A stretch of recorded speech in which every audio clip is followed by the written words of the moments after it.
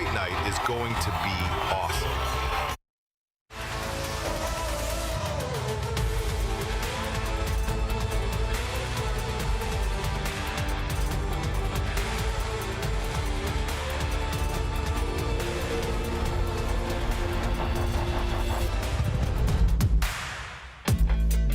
Week 11 in the Team Boxing League rolls on to the Lone Star State. A Saturday night in Dallas, Texas, as the Dallas Enforcers welcome in the LA Elite to Gillies of Dallas, and a pair of one-win teams trying to power up their playoff chances with about a month and a half left in the regular season. Good evening once again. Glad to have you with us here in our TBL studios alongside the Hall of Famer Dave Bontempo. I'm Justin Shackles. So a pair of teams that are right on the fringe of playoff contention. A win tonight would bulk up those playoff hopes for both teams, but a lot of pressure on LA tonight, Dave, because they're on the road and they're without some key fighters. That's right, Justin. As you're looking here, LA is without Miss Automatic, Erica Sanchez, who was 8-0. They are also without Avahat Gordon, who is a great new addition to this team. And they're also without this special performer, but what a gutsy effort last time. Lena Manduano was in trouble. But watch this 4-point turnaround. She gets rocked, almost dropped, and then turns around. You want to know what TBL spirit is? The ability to come back. She shows it in this fight. There's a headbutt, and she comes right back after that, and boom, 4 points the easy way with the knockout. Now, because of that headbutt, she is not going to be in action, but that was a big moment for her LA team, and it did electrify them at that moment. For Dallas, Edward Ortiz has been a breath of fresh air. He is 5-0. This was his battle against Igbakwe. He did a good job boxing. Also would get 2 points because his opponent was penalized for holding. So this is one of the guys that they are looking to step up, as Dallas looking for an identity and looking for some leaders in this big matchup, because this fight essentially counts twice. These two teams are deadlocked. Yeah, we're going to see Ortiz twice within the first 13 rounds of tonight's action. And you know what else we're going to see? The return of Patrick Mailata, the heavyweight. Now, with his third team in his third TBL season, he makes his season debut tonight as a member of Los Angeles. He's part of our rounds to watch, and that's round number 8, Dave. Yeah, it is. He was a mainstay for this Dallas team last year. He was 11-5 for them. He is 15-8 overall, and they rode with him. Now he comes in here, and guess what? This is a great round because both fighters have split decision losses to Tavares Barnes or Tavares Veen, any way you want to pronounce that, and it's a layoff factor for Mailata. So he hasn't fought since last year. We'll see if that plays into it. That's Mailata and Dakari Scott coming up in round number 8, our launch round to watch. Let's welcome in Amelia Moore, third member of our broadcast crew inside the ring at Gillies. So that's the round to watch here in the launch phase. Amelia, what round are you keeping your eye on this evening? Round 10 is my round to watch tonight. We have Dallas's Jack Simbiaku, who's facing LA Elite Jose Rodriguez. Simbiaku, traditionally, he's a very slick boxer. He has good timing and very deceptive power. And Rodriguez brings in that very aggressive, pressure-heavy style. But if you are kind of unaware of Simbiaku, his story alone is one of those that is just probably the most remarkable within the league. And we're not going to get into that right now. We're going to save some of that for his in-round, round 10. But once you hear it, you'll understand why there's not really much that shakes him in the ring.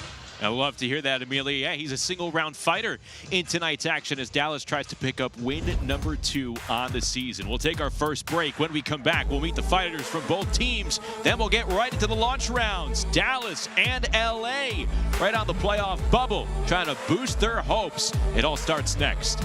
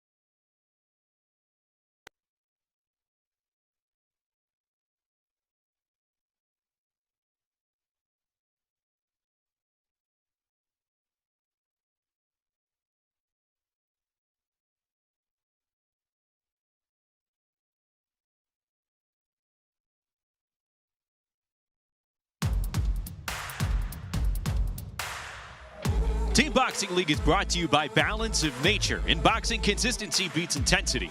Balance of Nature supplements help you stay consistent with ingredients of whole foods you can easily slot into your daily routine. Go to balanceofnature.com, use code TEAM, and start today. Justin and Dave back with you inside our studios as we get set between Dallas and LA. Launch rounds coming up. That's rounds 1 through 8. You know the drill right there. Rounds 9 through 16. The middle rounds, the final 8 called the money rounds. And we're going to see fighters in multiple rounds tonight. But also what we're trying to see here, Dave, with Dallas, 1-3, I think the big thing that stands out over their resume right now through these 4 matches, they're having trouble scoring extra points. Where can they turn to for some extra points and maybe take it out of the hands of the judges' scorecards? Well, we saw some action for them last time with Deontay Brown getting a 4-point knockout for them. Osundario with a 2-pointer. They haven't had a lot of the power, but I'm curious now, will Deontay Brown come out with that same ideal? To your point, they need leadership. He just provided it. I think he'll be under the gun to do it again. Well, we're about to meet Deontay Brown, but first up, it is the visiting LA Elite. Let's go back inside to Gillies with Patrick Creighton. Welcome to the next chapter of high-impact, non-stop action. This is Team Boxing League, where every round matters and every fighter leaves it all in the ring. Team Boxing League proudly welcomes Spectrum Sportsnet to the TBL family, marking yet another major step forward in TBL's continued expansion and distribution.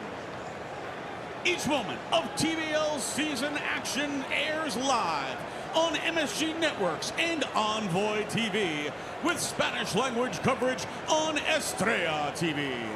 Fans can also stream the action on YouTube and on the Team Boxing League app, available on Apple TV 4K, Roku, Amazon Fire TV, LG and Samsung Smart TVs, iPhone and Android devices. Fight fans, thank you for joining us at Gillies in Dallas, Texas. We'd like to thank Program Director Greg Alvarez and the Texas Department of Licensing and Regulation for hosting our event. We'd also like to thank our sponsors this evening: Climax Moonshine Fire number 32, Balance of Nature, Serenity Springs Recovery Center, Bally Sports Live, our Community First Foundation. Fight fans, Dallas, Texas, it's fight night! Introducing first, the LA Elite.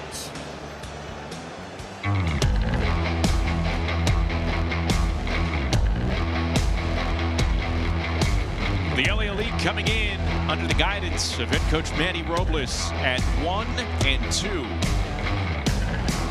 And they have not, I beg your pardon, 1-4. They've not been as active as some other teams in TBL. We're going to see a lot of them in the coming weeks, but they're coming off that 10-point defeat to Phoenix on May 24th. And like we said, Dave, these teams got to make a move here.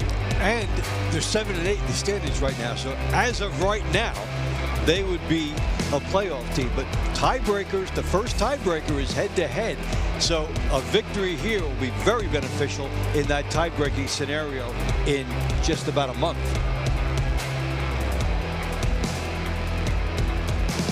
From Coach Manny Robles, LA Elite, featherweight Lisette Lopez,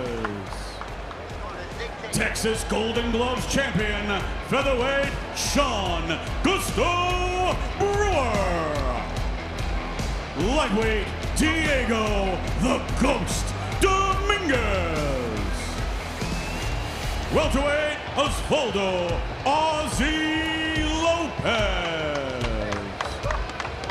super welterweight Angel Machete Munoz, middleweight Martin Saldana, super middleweight Raul Big Dog Solomon, heavyweight Patrick Magic Mailata.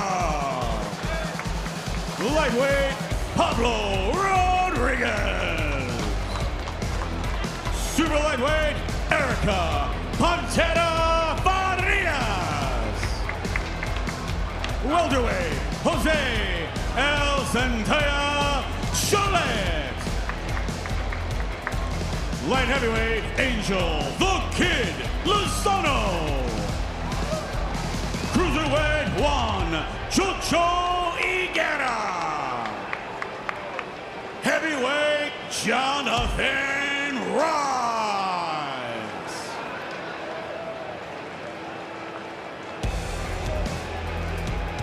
And their opponents, your hometown Dallas Enforcers.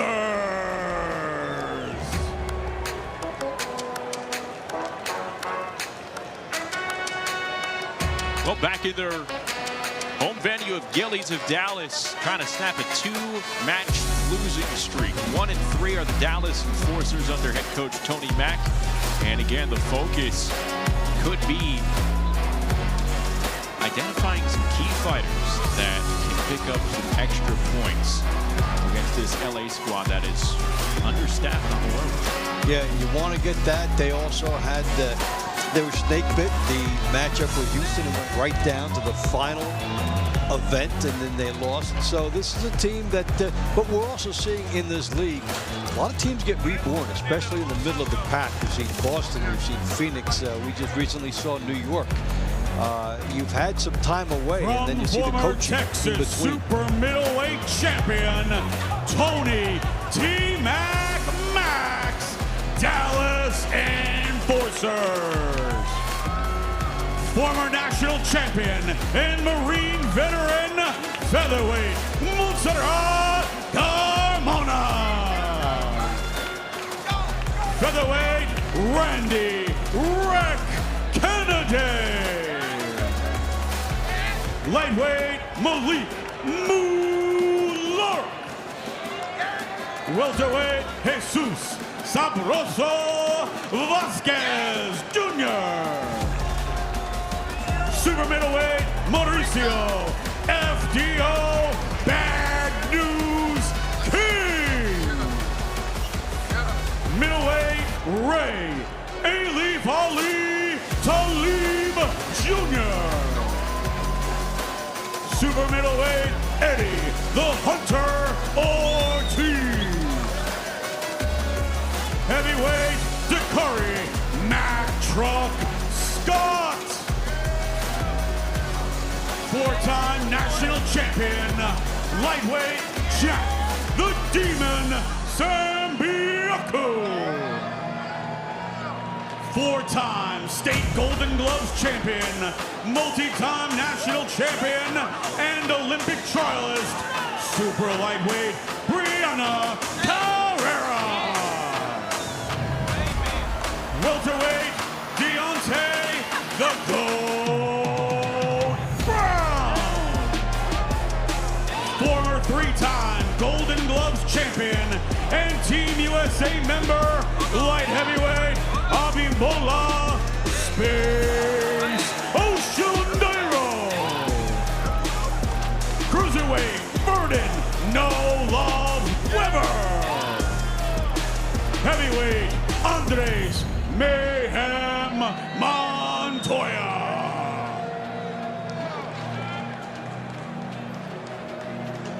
Fans, at this time, we ask that you please rise and remove your hats and give a warm Dallas welcome to national recording artist Alizé as she performs our national anthem.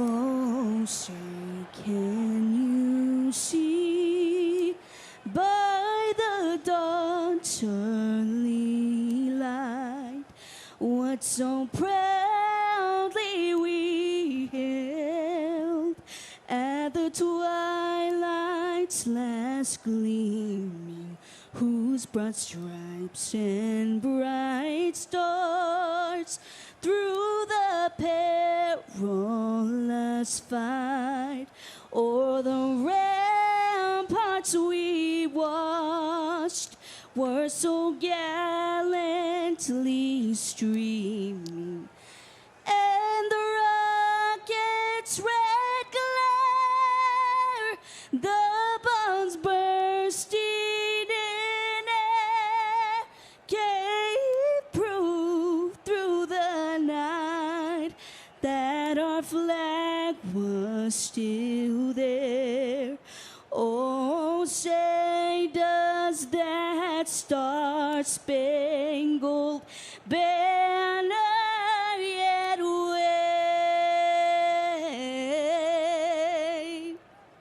Oh, the land of the free and the home of the brave.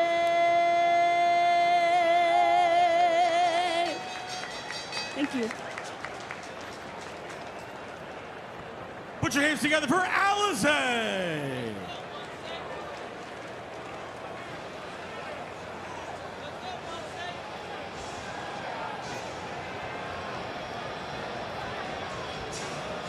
Fans, welcome to the launch round.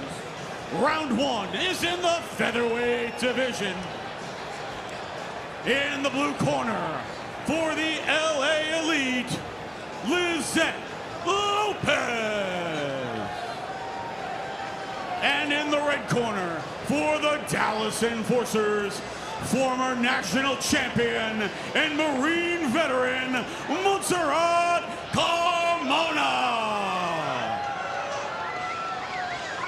There's Carmona on your screen for the 1 and 3 Dallas Enforcers. As we get started with round number 1 here in the launch round phase. It's really going to be interesting. Carmona happy that she doesn't have to face the posture of Azira Cottrell, who she went against last time, who was tall and rangy. She gets a different style here, but she also gets the veteran in Lizette Lopez, who is on a very nice 7-1 run right now. So it's a different look. Lopez, a 26-year-old slick southpaw, who you see there on your screen in the purple fight kit. Like Dave mentioned, won 5 in a row, 7-1 overall, and 32-16 in her entire TBL career. And I like seeing those fighters who are the originals, because you have to improve just to stay where you are as the talent comes into the league and it gets tougher to compete. She may be one of the people that LA needs to stand up here. I agree, and we're going to have Team Boxing League CEO Kevin Cassidy with us a little bit later on in the broadcast, and we were talking about the new infusion of talent that we've seen this year. Look, there are no long-term contracts given out in TBL. You have to earn your keep here. You really do, and then from year to year, you have to step up, and we talk about the fighters who make the adjustments that they need to flourish. It's really interesting to watch the whole cycle develop. Carmona bringing a lot of good pressure here to Lopez. Carmona coming off a pair of defeats to San Antonio's Azariah Cottrell back on May 15th. A woman that Lopez has a win over this season. Good left hand coming in cleanly from Carmona. So rather than the tall, rangy right-hander who can hit her with the big lead right hand, it's a different idea here for Montserrat. She'll try to get inside. Just like Lopez did moments ago. Close range quality combo. Now you can get rid of the whole layer of working to get inside. This is right in front of each other. These fighters can get their work done.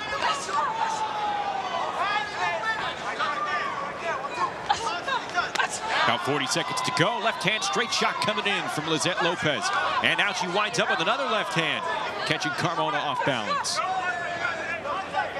Looked like Carmona was hanging on, and that actually trapped her for that left hand. And then she got nailed again with a left hand because of the quick reflexes of Lopez to see the opportunity presented by that angle. It feels like Lizette Lopez has taken over in the accuracy department over this final minute of round number 1. Good action between these two women, but Lopez looking like she is a step above. And we're going to see these two again in round 9, Dave. Yeah, we will. We'll see what adjustments take place for that. For the veteran moves by Lopez and the hometown fighter, hoping that she did enough. It's a good straight left hand that popped home. This is the veteran coming in with 2 good shots and knowing how to put bursts of punches together and then get out, let the judges see it. Of course, with all that said, we'll see how the judges finally do see it. The winner of this round by unanimous decision, out of the blue corner for the LA Elite, Lizette Lopez. LA leads 1-0. Round 2 is in the featherweight division. Fighting out of the blue corner for the LA Elite, Texas Golden Gloves champion, Sean Gusto Brewer. Fighting out of the red corner for the Dallas Enforcers, Randy Wreck Kennedy.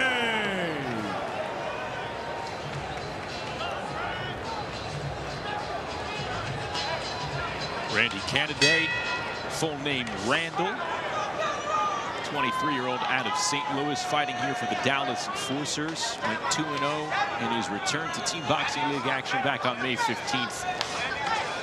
Tell you what, the Dallas Enforcers, I think they have, pound for pound, the best trunks out of any team in the league because their logo is so defined and it's so large on the trunks. You can tell an enforcer from a mile away, and it's actually a very good thing. We saw that the graphic up with Canada already up into the leaders. He dropped Jorge Romero in his debut, and that is helping him get those points. Almost got a stoppage. Brewer, meanwhile, 5-1 so far this season. Second year with Los Angeles after entering the league in 2024 with Las Vegas. Now, he won his last fight with a good inside battle and actually managed to get in a nice uppercut just before the bell. Good combo that began downstairs from Canada. Lone round of the night for both gentlemen. This is where you want to empty the tank. Counter left coming in from Randy Kennedy.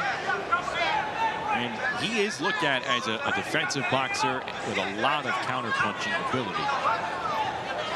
And you can try to time a counter shot, but it is a risky proposition in this format. And he did win last time.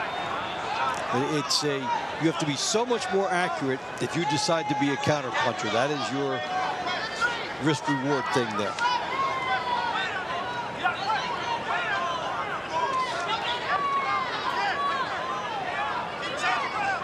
One minute to go in the second round.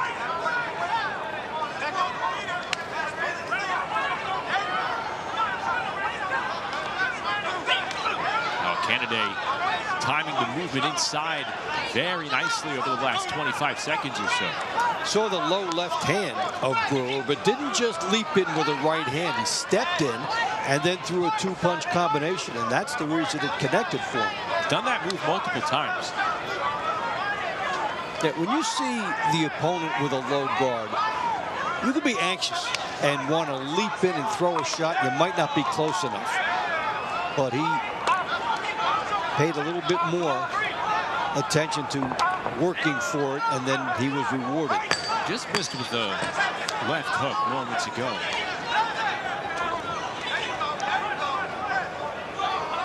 This is a round that you could admire. Both gentlemen obviously coming to win, as does every fighter, but they let their hands go. They had good execution throughout after they looked for their opening. And that's where Brewer got caught with a couple, and the step by Canada to get there, and then they trade the hooks. And the last minute of the fight, they both got their offense untracked fairly well. That was the good The winner of this leap round inside. by unanimous decision, out of the blue corner for the LA Elite, Sean Gusto Brewer. LA leads 2-0. Round 3 is in the lightweight division.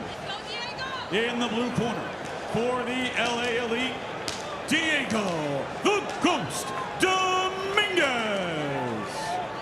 In the red corner for the Dallas Enforcers, Malik Mulark. So LA off to a 2-0 lead through 2 rounds. Got a nice burst of offense from its 2 top fighters, and now you've got the Ghost, who has lost 5 in a row, and Malik Lark, who is on a 15-2 run for Dallas, and he got a knockdown against Manuel Sangroni in his last. So these Ghost is used to winning before his recent streak going back, and Lark is on a hot streak. Yeah, right hand from Dominguez. And it's interesting, Dave, because this weekend we highlighted some fighters who have kind of turned around their fortunes within Team Boxing League. For Diego Dominguez, it's kind of been the other way around. He burst into the league last year as a 21-year-old, went 12-2 his rookie season, and there you mentioned the record a few moments ago, 0-5 to begin 2026. Talked about that in the blue-collar corner. And fighters, they face these moments. A lot of them face these ruts. And how do you get out of it? You fight out, you talk with your coaches, you may change styles, you may change weight classes. That he's lost to Bracamontes and also Roger Hilly, who was inspiration for the blue-collar corner because of the way he's bounced back. So there are so many stories like this, and Dominguez would like to be one. He got into good left hand on Lark.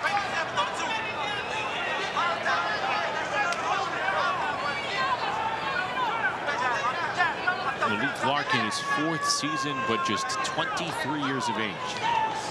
Yeah, and really coming into his own with this streak. Again, 23-7 in his TBL career.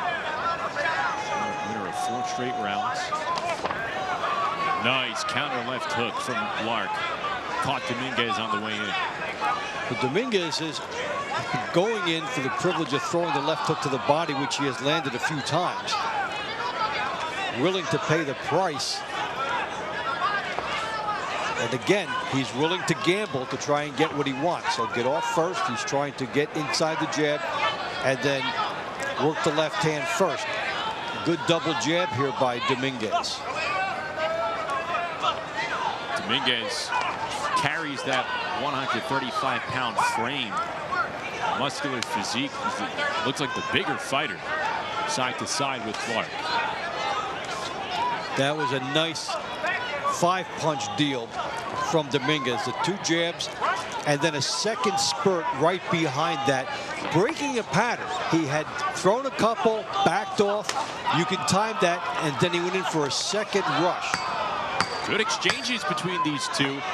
And you have to like how both fighters in this round, they've given the double jab a work. And that'll conclude round number 3. They'll meet up again in the 21st round coming up in the money round. That was some good action back and forth. And for Dominguez, he was going in, landing a shot, backing up, landing the shot, backing up. So he's taking it, and then he would change that and land and then go right back with a second combination. So you study it, you make an adjustment on the fly. Out of the blue corner for the LA Elite, Diego the Ghost Dominguez. Well-earned first victory for Dominguez. 3-0. And satisfying to break the losing streak for is him. in the welterweight division. Out of the blue corner for the LA Elite, Osvaldo Ozzy Lopez. Lopez.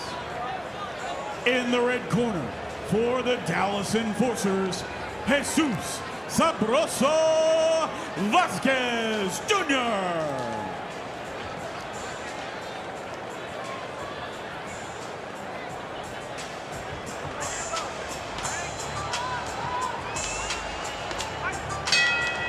So you have Lopez in the purple trunks, Vasquez in the blue and red trunks, both from Southern California. Osvaldo Lopez obviously with the LA Elite out of Maywood, California. And for Jesus Vasquez Jr., it's been LA born and raised his entire life, currently residing in Inglewood, but here competing for the Dallas Enforcers in Team Boxing League. And he comes in off 2 losses to a swarming Manuel Sangroni, who was in his face much of the night.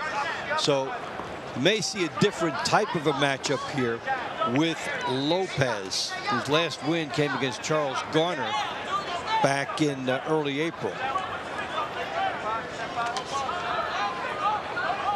Vasquez has referred to himself, Dave, as the Dennis Rodman of boxing. All right, so you want to get some attention to yourself. Yeah, you wonder where he's coming from with that. He said he feels he has an unpredictable nature to his personality, has some interesting fashion choices, believes he's a bit eccentric. So maybe we'll see some of that as he gets his TBL career going. That's definitely a lofty marketing standard he has set for himself. Just watch out if Dallas ever goes on the road to Vegas against the Hustle. You do like how these fighters mug for the camera with the introduction to try to do something that will catch your eye, to expand themselves and try to do something like the worm. Like the worm. Yeah, like Justin Figueroa did last night. Yeah, so he comes in, makes his debut in the league, and everybody's talking about the worm today.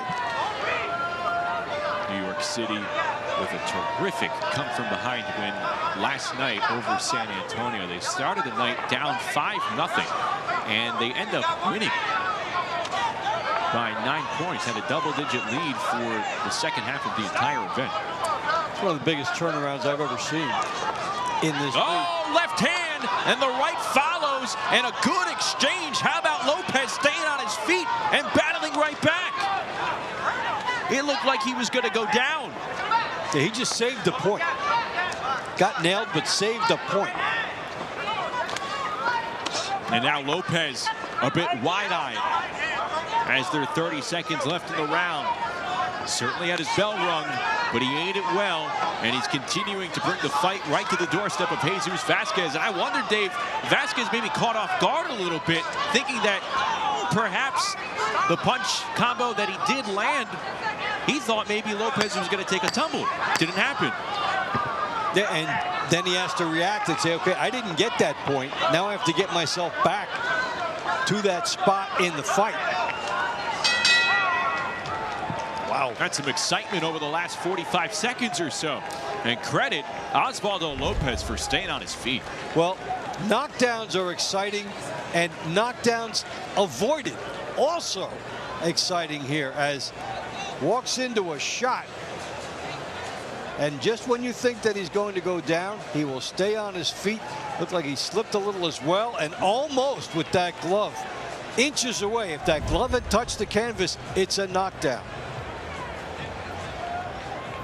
The winner of this round by unanimous decision, out of the blue corner for the LA Elite, Osvaldo Ozzy Lopez.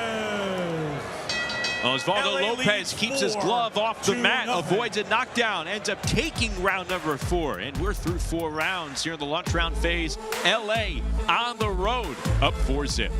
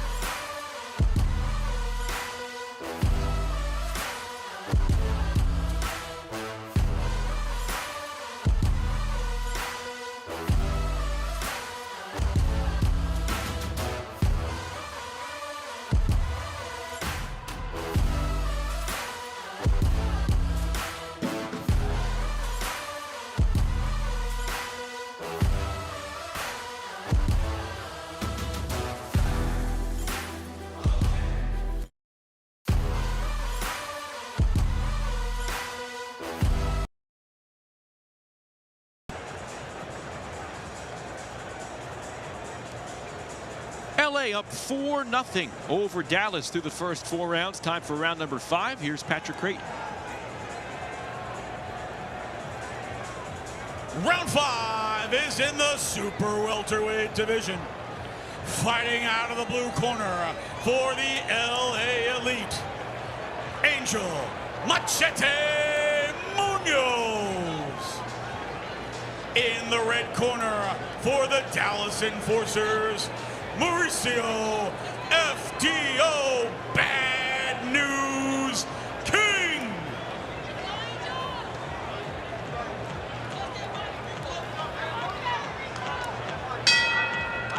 So Dallas with a quiet start in their home venue.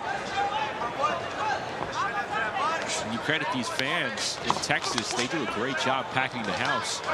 As we get going in round number 5, Mauricio King, Angel Munoz. King in the blue trunks, Munoz in the purple. 3-2 season so far for the junior middleweight for Los Angeles.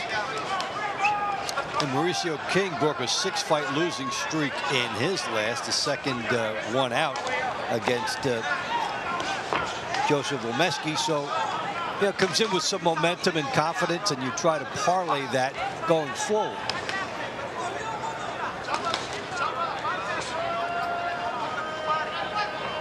Third season for Munoz in the league, and here in 2026 jumping up to 154 pounds. And he just showed some good effectiveness against the southpaw style. Now, the way it's set up here, lead right hand will be there for him, but he's not rushing. He's trying to jab his way in and find an opportunity first.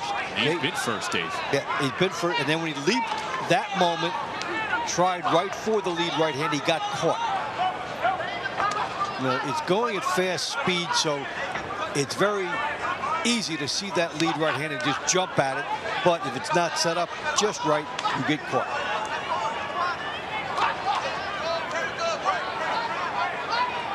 Nice work on the inside with the clench from Angel Munoz. A win here would up his career record to 500 in Team Boxing League. Currently 8-9.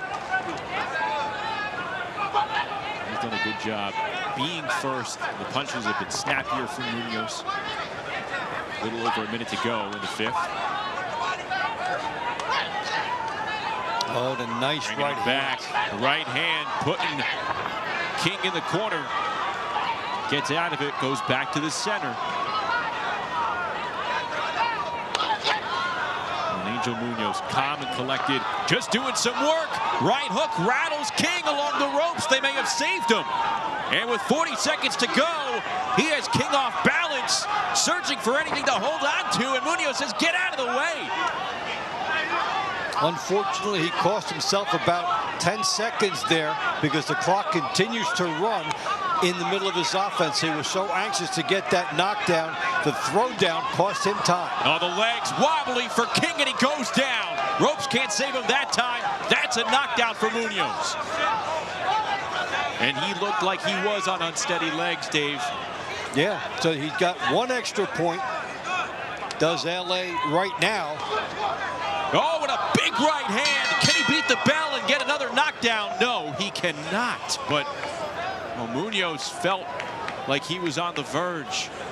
So when you look at that 20-second or the 15 seconds he lost, it probably cost him a knockout. You can understand why when you're excited, you'll throw your opponent down. So here you go. He's almost secured a knockdown. He throws him down, loses a few seconds. Now, in this case, it is very crucial because he gets the knockdown. Now, when you look at what he does at the end of the fight, give him a few more seconds. What might he have gotten with that extra time? Out of the blue corner for the LA Elite, Angel Machete Munoz. LA leads 6-0. Round 6 is in the middleweight division. Fighting out of the blue corner for the LA Elite, Martin Saldana. In the red corner for the Dallas Enforcers, Ray Alif Ali Talib Jr.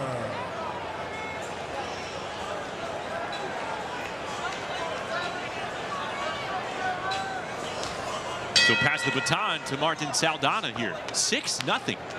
LA in front.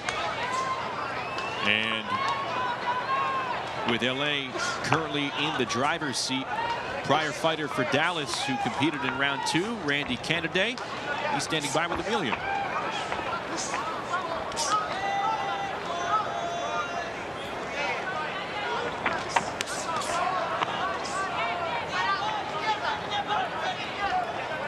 We're working through some audio issues. And we'll get back to Amelia when we figure that out. But here with Saldana coming in at 1-4, Talib Jr. at 4-3. Talib, 35-year-old Southpaw TBL veteran, trying to get his team on the board here tonight. The Saldana dropped by Yordan Barrera, the slick Cuban Southpaw, in his last outing. This is a guy 1-4 TBL, 19-0 with 8 knockouts outside of TBL, but it took 9 years to do. So basically, you get from 2 fights in 1 year now to 2 fights in 1 month. Good work from Saldana. Nice counter combo from Ray Talib.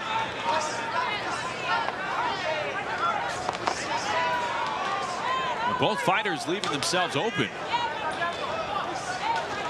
Both finding ways to split their opponent's guard here in the 6th round. Talib has a win over Tracy Magruder, which is pretty impressive stuff for him. And Saldana a loss to Magruder earlier on. So on given nights, both of these fighters can rise up, and they're about at the same level in their TBL records. So the matchup is even going in. Saldana has a noticeably longer reach. Really hasn't used it to his advantage, though. Talib's closing the distance, no problem. And when you're looking at Saldana, he was dropped with the left hand, which is there for Talib if he can get close enough to duplicate where Barrera was. When you're talking about him not using the jab, he sets himself up for that. Well, you wonder if both of these fighters can just kind of walk through the punches that their opponents are giving, because there's plenty of them coming. Plenty of them are landed. Both fighters leaving themselves exposed in this 6th round. Another left hand grazing the chin of Talib. Kind of indicates with the defensive openings that each guy leaves himself, why they're at about the 500 mark, but also why it's entertaining to watch. Very entertaining. Saldana, over these final 30 seconds or so, with that long reach, may have separated himself from Talib as he gives another chin rocker to Talib, this time with the right hand, as the round comes to a close. I found the jab. I found the jab, and the right hand came too. So let's take a look at finally, does he get some separation there? Sweet right hand gets in, and we saw another one with the jab. Now remember, they're going back and forth. A little separation at the end of the fight can give you the nod. Based on these replays, you would say Saldana did. Let's see what the referees say.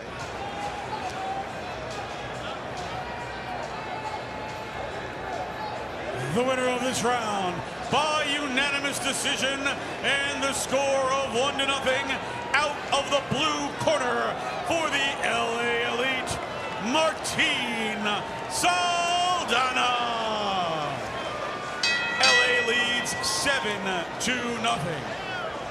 Round 7 is in the super middleweight division. Fighting out of the blue corner for the LA Elite, Raul Big Dog Solomon. Out of the red corner for the Dallas Enforcers, Eddie the Hunter Ortiz.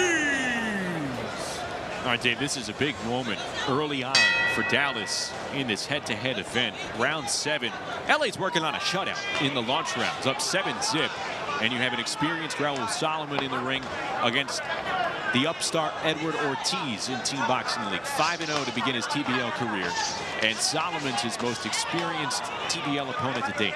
Yeah, and he's one of the fighters that they're looking to step up. That nice 5-fight winning streak to start with. He's been an exciting fighter, so now they need him to resemble a veteran fighter as he goes in against Solomon. And Dallas trying to avoid what happened to San Antonio in its match with New York, where it got swept in the middle rounds.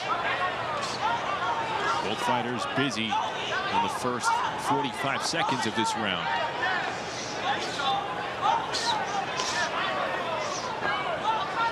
Both pretty fearless, staying inside the pocket. And a good whack with that left hook from Raul Solomon. Followed with the right hand after that. There's another right hand that lands, this time from Ortiz. And speaking of Dallas, Ortiz's teammate Randy Kennedy now with Amelia.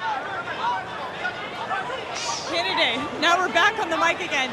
So you and your cousins, there's 4 of you that actually compete for the Dallas Enforcers. And your uncle, Sam Arnold, is the head coach of Atlanta Attack.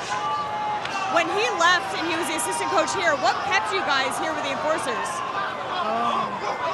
The competitive spirit to go against family, you know? So it's like my uncle on the other side, we gotta win. Is that rivalry still true? You guys, even now, when you guys are going to be competing against them here pretty soon. Yeah, we competed against them, I think, in like a couple weeks. I think July 11th, so about a month. And I think we're going to come out on top. You know, that's my uncle. I love him, but we got to go. You guys heard the prediction here. Look forward to that Dallas versus Atlanta competition here coming up very soon. Thank you so much for jumping on the mic with us, man. Back to you, Justin. Yeah, all the family right there, about a month to go. Meanwhile, Solomon recording a knockdown here, so Edward Ortiz tasted the canvas. To tell you what, he was proven to be pretty durable, sticking through with some serious shots, but he could only take so much. He had to put his mitts on the ground, and now Solomon is continuing to tee off on a 5-0 fighter here. Raul Solomon, Edward Ortiz looks like he could be out on his feet. Steve Armstrong looking closely, and now he waves it off. It's a stoppage for Solomon. Against one of brightest hopes for Dallas, Solomon, the veteran, unloading when he saw the opportunity. They went back and forth slowly. He started to gain control of the slugfest, and it kicked into a second gear for him. Okay, the first knockdown coming, good shots, really the torque. Perfect power coming through the hips as he got that one, and now he just knows it. You take a wounded fighter, make your closing arguments, the referee stepping in at exactly the right time, and this is over, and the LA juggernaut continues. What an incredible beginning for the LA Elite. Let's listen in. Our referee brings a stop to this fight at 2 minutes, 37 seconds for your winner via TKO in the blue corner for the LA Elite, Raul Big Dog Solomon. LA leads 11-0. This is the team that's undermanned. Round 8 is in the heavyweight division. Needing more female power too. For the LA Elite, they're exceptional. Patrick Magic Mailata. In the red corner for the Dallas Enforcers, Dakari Mac Truck Scott.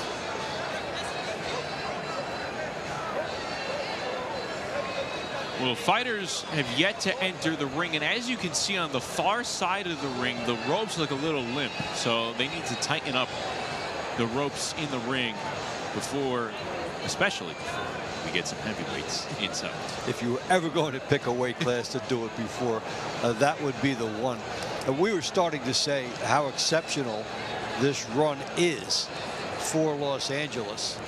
I don't think I've ever seen them go on a run like this. I mean, their last time out, May 24th, they put up a total of 13 points. They haven't scored more than 15 points in any of their matches outside of their lone win, where they scored 16 points against Nashville. As we welcome you back inside our studios, we'll get back to you, Gillies, as they work on the ring there. But this is a sensational launch round start for the team. Like you mentioned, you thought they were coming in undermanned without some key pieces, and you've had others step up. We're seeing a lot of things happen in the league, Justin, in the last few weeks, because teams, you may not see them for a month, and then you look at it like you're handicapping it and you say, oh, based on this team would be favored going against that one. And what we can't see, what's happening away from it all, is all the coaching, all the workouts, all the working to get people in, all the chemistry between the athletes. And look what we're seeing. Look at what New York did. Just one fight ago, coming with all their newcomers, coming in at 1-4. Hey, wait a minute. Then they look like the team from last year.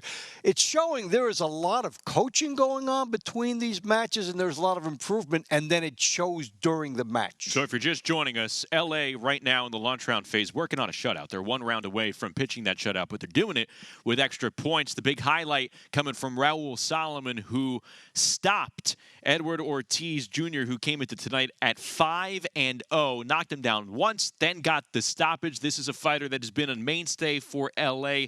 Hasn't been around this entire TBL season. He was fighting on the Benavidez Zurdo Ramirez undercard, comes right back, making an immediate impact. Those are some of the gaps that are being filled with this LA team as this season rolls along. Yes, we talked at the top of the show. No Erica Sanchez for them. No Avahat Gordon. They had a lineup that newcomers were expected to do a lot for them. Well, everybody has stepped up, and you can tell the contagious atmosphere through the corral of LA. Oh, we won one. Oh, we won another one. Oh, look at this. Oh, my God, our first knockdown. It's our night. It's a landslide. Then you see the excitement of all the fighters, as this could be maybe one of their special nights of all time. All right. Up 11-0. Let's take a look at that knockdown, Dave. It's with Raul Solomon in the ring with Edward Ortiz.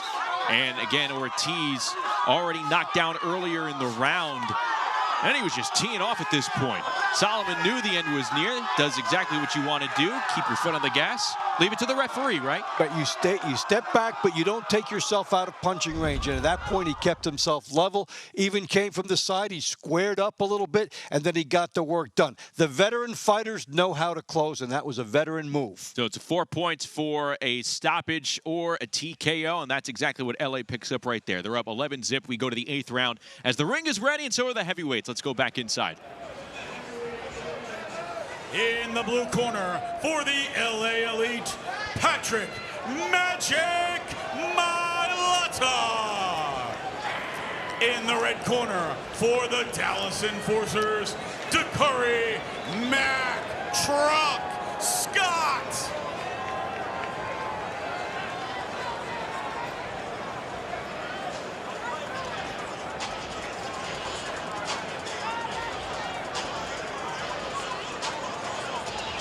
So Patrick Mailata on your screen right there, wearing the LA trunks, making his 2026 TBL debut, and this is our round to watch.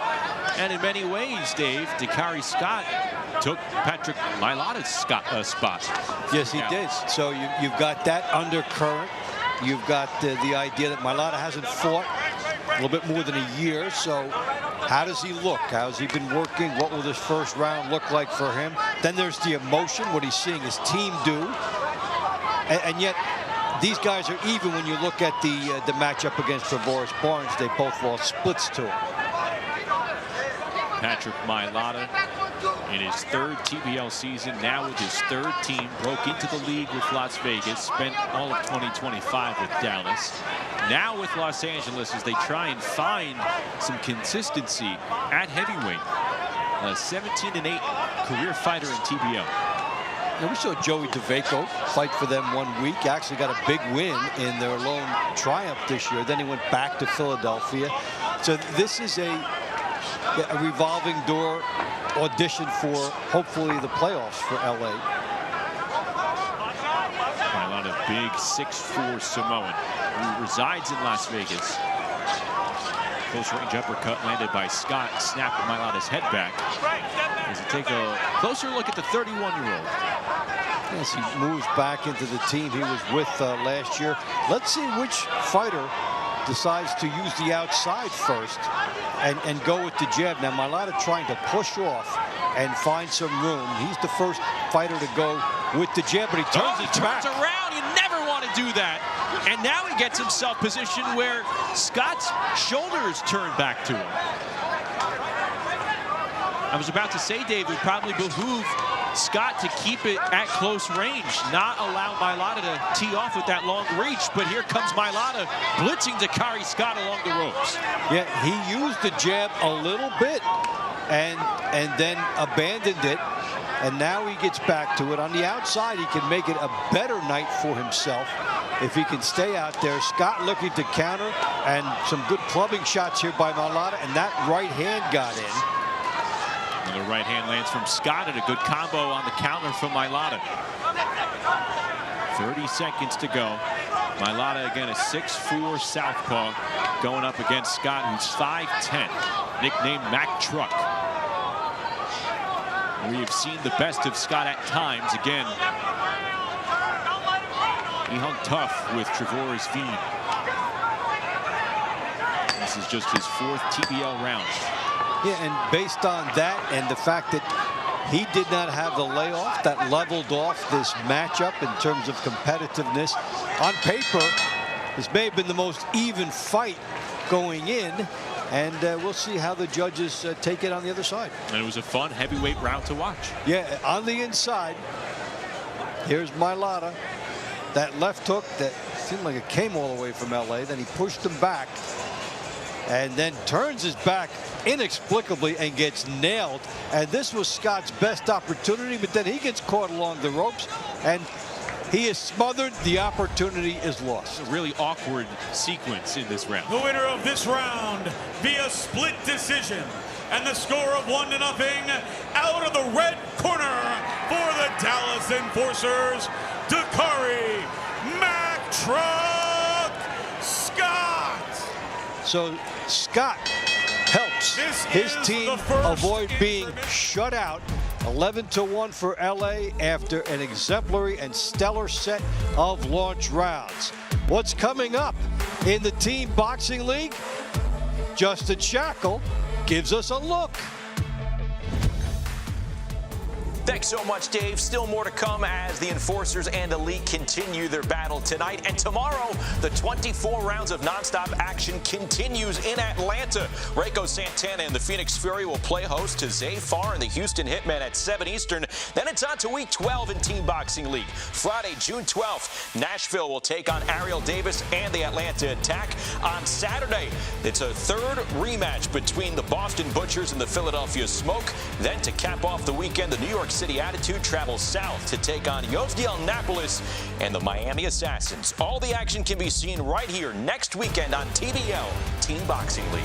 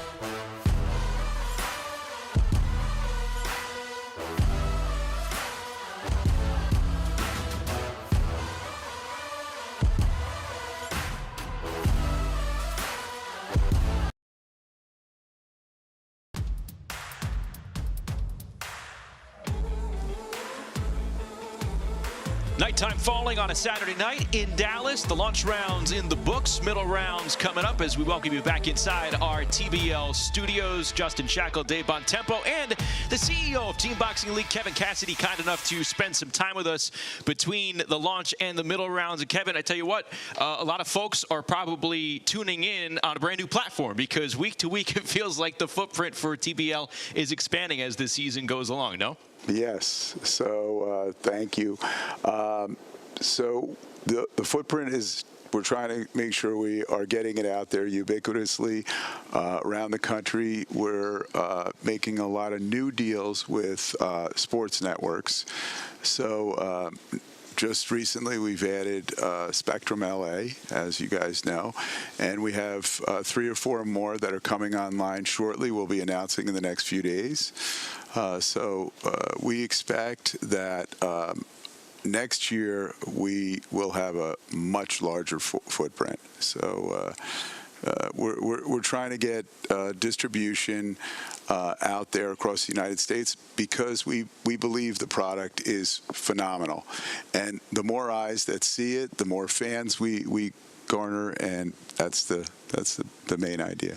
There have been some exciting faces that have come into the league with Sage Rosario, Avahot Gordon, Luis Ortiz. I mean, you talk about all types of impulses in this league. It has to kind of excite you, all the new blood and the veterans coming here. It does. So we have a whole star program that we're initiating, and then we're bringing people from the amateurs like Sage Rosario, who is a fantastic fighter. You saw her fight last week, and you know what a great matchup, Philly versus Boston, and Sage versus Stacia Suttles. Great fight. Stacia she really hit it out of the park, but Sage, you know, think about it, coming from the amateurs and fighting somebody as experienced as Stacia Suttles, and she did an unbelievable job. So she didn't win, but she gave her a great fight, and I think there's going to be great things for her in the future, especially with Team Boxing League. Sorry to cut you off there. A lot can happen with a month and a half left to go in the regular season, and it's an exciting time because you have a pair of one-win teams going at it right now, and they could really change their fortunes with a single win. What do you make of where the competition is at right now with about a month and a half left in the regular season? Well, you know, if you look at last year, New York came out of nowhere.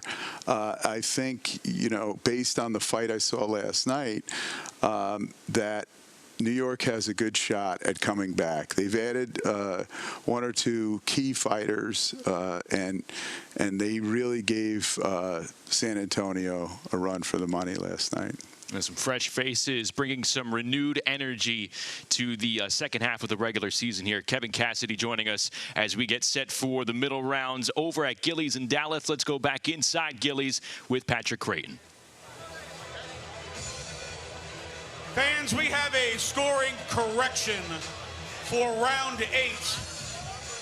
The winner of round 8 by split decision will be Patrick Mailata of the LA Elite. The score is 12-0 LA. Welcome to the middle rounds. Round 9 is in the featherweight division. Out of the blue corner for the LA Elite, Lizette Lopez.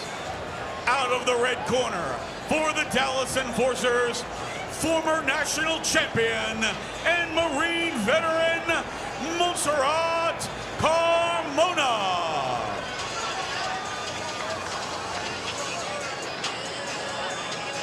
Second time tonight, we're seeing Lizette Lopez and Montserrat Carmona as we get the middle rounds underway. Glad to have you with us on a Saturday night in Dallas, along with Dave Bontempo, Amelia Moore, our entire TBL crew. I'm Justin Shackle, and it's 12-0 as LA pitched a shutout only after it was discovered that Patrick Mailata did in fact win, and we had an incorrect decision announced, but it is 12-0 LA as it stands. Things go in cycles. New York sweeping the middle rounds against San Antonio one night, And here comes LA with a perfect clean sweep the next, and an explosive start to our middle rounds here. I was about to say, here comes Lizette Lopez.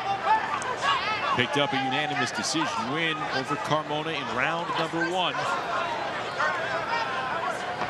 Lopez within the top 5 of female featherweights here in TBL. Good crack with the left hand from Carmona. And this ended up being one of the closer fights that we had. Round 8 was also close, and indeed a split, as there are 2 lefties who want to launch and tee it up here.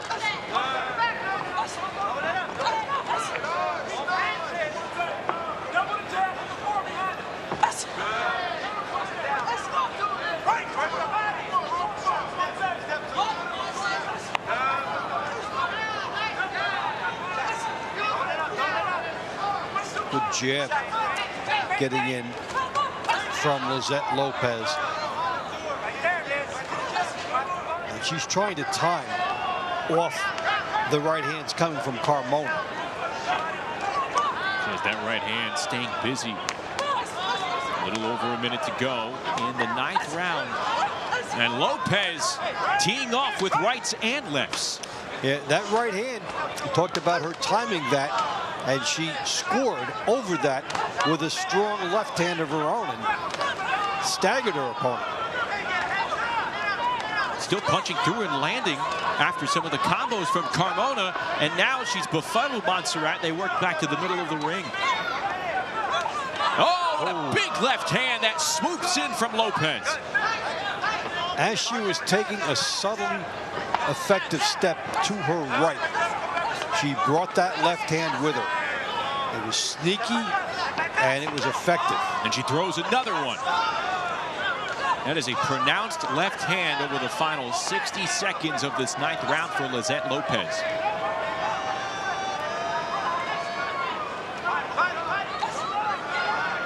And now she tries to cap it off with a series of jabs, the cherry on top.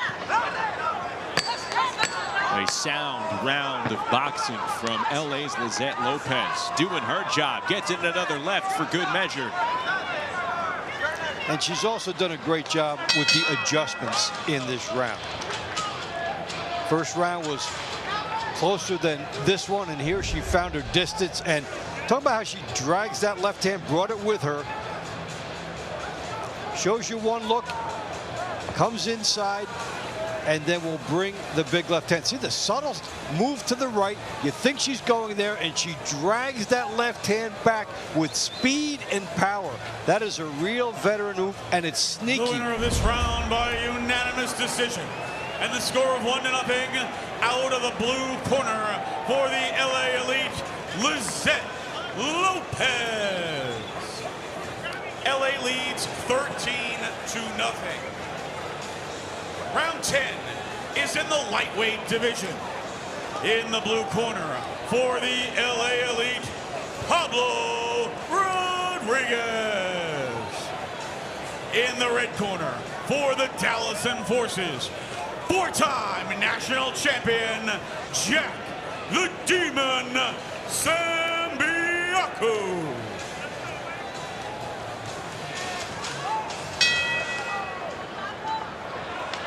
So here we go, round 10.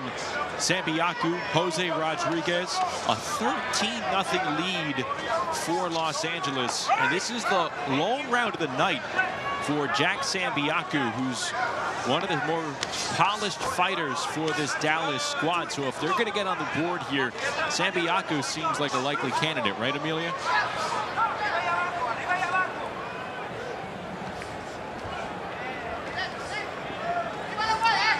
Sambiaku 12-8, that split decision, lost to Michael Bracamontes, and he's an above 500 fighter, so he would be a good candidate for Dallas to try and get on the board. And as we were informed earlier, you can't scare Jack Sambiaku. Rodriguez staying busy, unloading rights and lefts. And Sambiaku is going to try and get out of the corner, but he eats 2 punches directly from Jose Rodriguez, who is not slowing down here, Dave. He had 2 exciting fights in his last time. body shots, working at the bell, and he's continued to work his hand speed here in this one. And Sambiaku stays trapped. Another big right hand flies in from Rodriguez. And now the hooks fly in. Right uppercut on the counter from Sambiaku. He hammers a right hand home. Pretty good action here in the 10th round.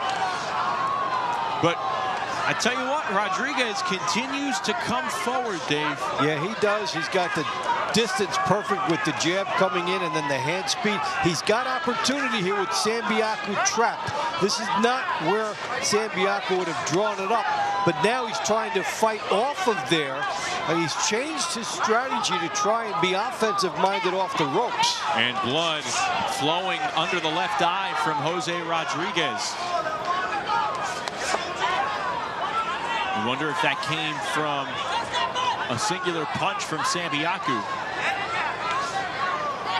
As Rodriguez sticks with the jab here, less than a minute to go in an entertaining round 10. And this is a honor roll nominee for this night on fights that don't end in stoppages, because they have gone right at it all the way throughout, and this is impressive aggressiveness by Rodriguez. Well, at most, fighters go into the night knowing that they can fight a total of 2 rounds, but these two, they know it. They only have 3 rounds to make their mark on the overall team score here. And Sambiaku and Rodriguez, as another left hook comes crashing in on Sambiaku from Rodriguez. They need to make their mark inside these 3 minutes only, and they're doing it. They're leaving it all in the ring. Oh, what an exchange. Excellent leverage here by Rodriguez. And Sambiaku, despite being overwhelmed at some points, did try and fight off the ropes. But it was the Rodriguez machine. What a juggernaut he was. And there was where Sambiaku tried to launch an attack off the ropes, and Rodriguez said, no, sir. Big right hand from Rodriguez. And look at this hand speed, unloading everything, and Sambiaku getting his. I always like to say, in situations like this, the defense rests. There was no defense in this one. It was pure excitement. Up on your feet, they gave it all. The winner of this round by split decision, and the score of 1-0, out of the blue corner for the LA Elite, Pablo Rodriguez. LA leads 14-0. So a 14-0 lead Round for 11 LA. is in the super lightweight division. In the blue corner for the LA Elite, Erica Pantera Farias. In the red corner for the Dallas Enforcers, 4-time state Golden Gloves champion, multi-time national champion, and Olympic trialist, Brianna Carrera.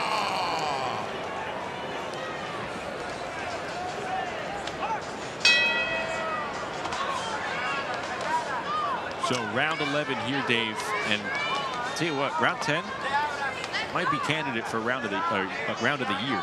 Yeah, and certainly we'll see it in honor rolls tonight. And to convey something that Amelia told us at the top of the show with Jack Sambiaku crossing 12 countries and his life in danger on those trips. So you can't scare Jack Sambiaku, and you may have to honor him with the honors of the round of the night as you take a look at the super lightweights and how good these fighters are. Brianna Carrera, yeah, terrific fighter. Fought to Samantha Ginnathan in the 2023 National Golden Gloves, just lost. She's on a 4-fight win streak right now, including one over Ginnathan. And Farias has a win over Latia Williams. So this is high caliber here. Yeah, both women with winning records in 2026. Farias, of course, former 2-division world champion in traditional boxing. World title holder at the super lightweight division. She has been queen of this weight class in the past at 41 years of age. going up against the 22-year-old out of Arlington, Texas. And trying to not drop the baton here, Dave. LA's up 14-0. Yeah, and the pressure grows. Don't let it be you, you know. But she's been given a tough task of fighting a high-level, an elite opponent. And two very schooled fighters. You see how they operate behind the jab. They're poised. They don't punch when they're out of position. They try to set it up. They know how to work this clock. And you know they'll explode in the last minute, trying to impress the judges late if they think that that will make the difference. Under a minute to go already. Carrera in the white fight kit telling Farias, hey, stand in the center. Erica Farias said, that's not exactly how this works. Come on, stay at the end of my jab. We talked about this. Physicality from Brianna Carrera here.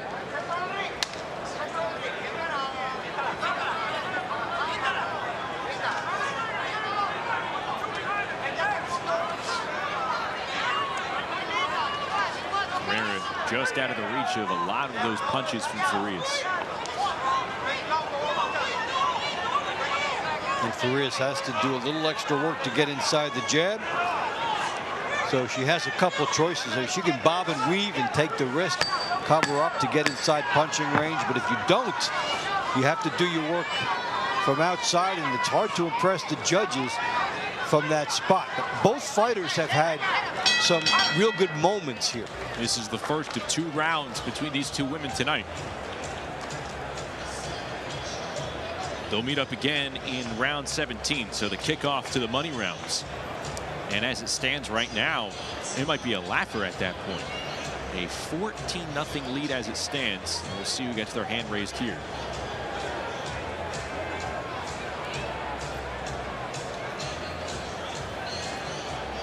The winner of this round by unanimous decision, out of the blue corner for the LA Elite, Erica Pantera Farias. LA leads 15-0. Round 12 is in the welterweight division. In the blue corner for the LA Elite, Jose El Santaya Cholet. In the red corner for the Dallas Enforcers, Deontay the Goat Brown. This was our round to watch here in the middle rounds. Deontay Brown, Jose Cholet. And you are trying to find extra points, but at this point, Dave, any points, you turn it to Deontay Brown for Dallas. Yeah, he had a knockout in his last fight, so a 4-pointer for him. The knockdown, then 4 shots in the final moments of the fight. So you're curious about, does he come out with the same approach this time right after he scored the knockout? And Cholet, a win over a very good Kyle Walden. So it is a good matchup, and you know, you're curious about the physicality of Brown and how aggressive will he be in trying to parlay. Brown coming off that first ever stoppage win in Team Boxing League, works the body, then finishes upstairs. You have to believe after you get a stoppage that you're a little better puncher than I thought. I'm a little better something, and you know, I'm going to come out and try to sit down more on my shots here and see if I can do it a second time. You're going through those ropes with a little more swagger. Yeah, yes, and a little more expectation and a little bit more demand of yourself. Good crowd on hand here at Gillies of Dallas. Right now, LA is working on a shutout.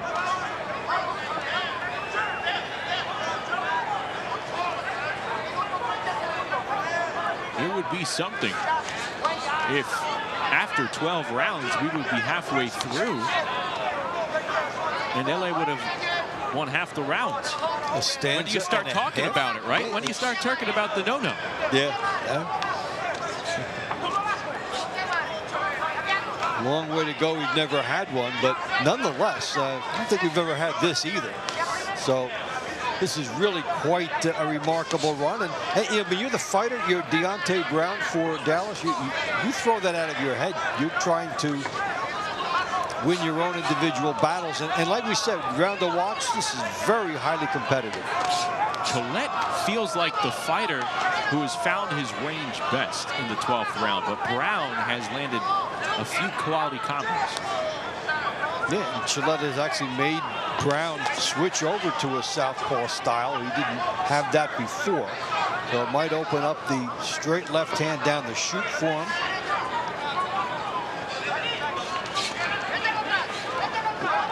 Gillette has shown the most urgency in the last minute. We'll see if that plays into how the judges view this.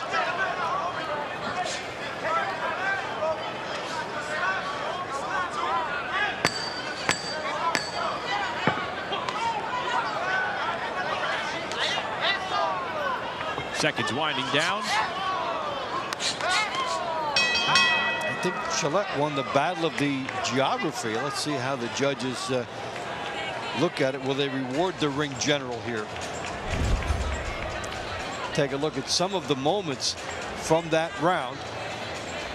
There were some good moments for Brown to the body, and then that's good work for Gillette with the jab, forcing Brown to go southpaw in the last minute. And this is where Gillette tried to make his case. By unanimous decision, out of the blue corner for the LA Elite, Jose El Santaya Gillette. LA leads 16-0. Fans, every moment of TBL season airs live on MSG Network and Envoy TV with Spanish language coverage on Estrella TV. Fans can also stream the action on YouTube or through the Team Boxing League app, available on Apple TV 4K, Roku, Amazon Fire TV, LG and Samsung Smart TVs, iPhone. So LA up 16-0 through 12 rounds, halfway home, round 13 when we come back.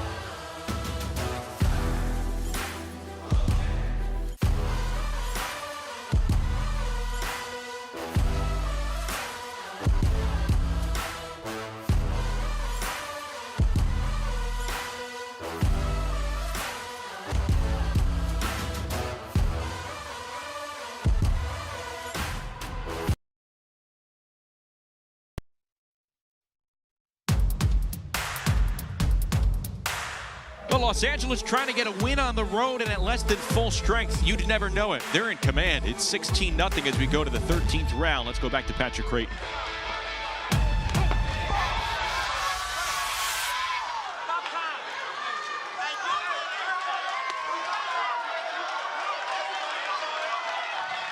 So round 13 originally scheduled to be Raul Solomon and Edward Ortiz, but Dave, we saw Solomon stop Edward Ortiz with a TKO, picked up 4 points in the 7th round. What does that mean? It means Jonathan Rice and Andres Montoya are battling right now. So a pair of heavyweights inserted into round number 13. And they're going to fight again to close out the middle rounds in round 16. A quick turnaround right here. Yeah, 13 and 16. So now let's figure that, okay, you're summoned into the battle. You've had a little bit of notice. So yeah, how do you adjust to your number being called on relatively short notice? Well, Jonathan Rice, we see him 4-2, lost his last 2. Opened up with 4.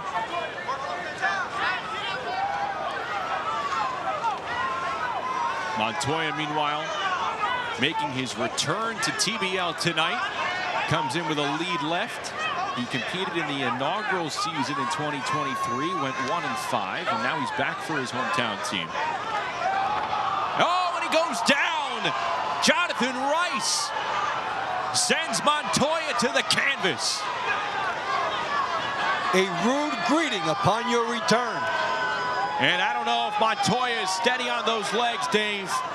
And there's a lot of time and there's a lot of bulk in front of him. Rice can play with his food. Jonathan Rice, the LA Elite, in full control on a Saturday in Texas. And Rice with a big hammer with that right hand. Teeing off. Oh, this is dangerous. Montoya out on his feet, and they finally call it off.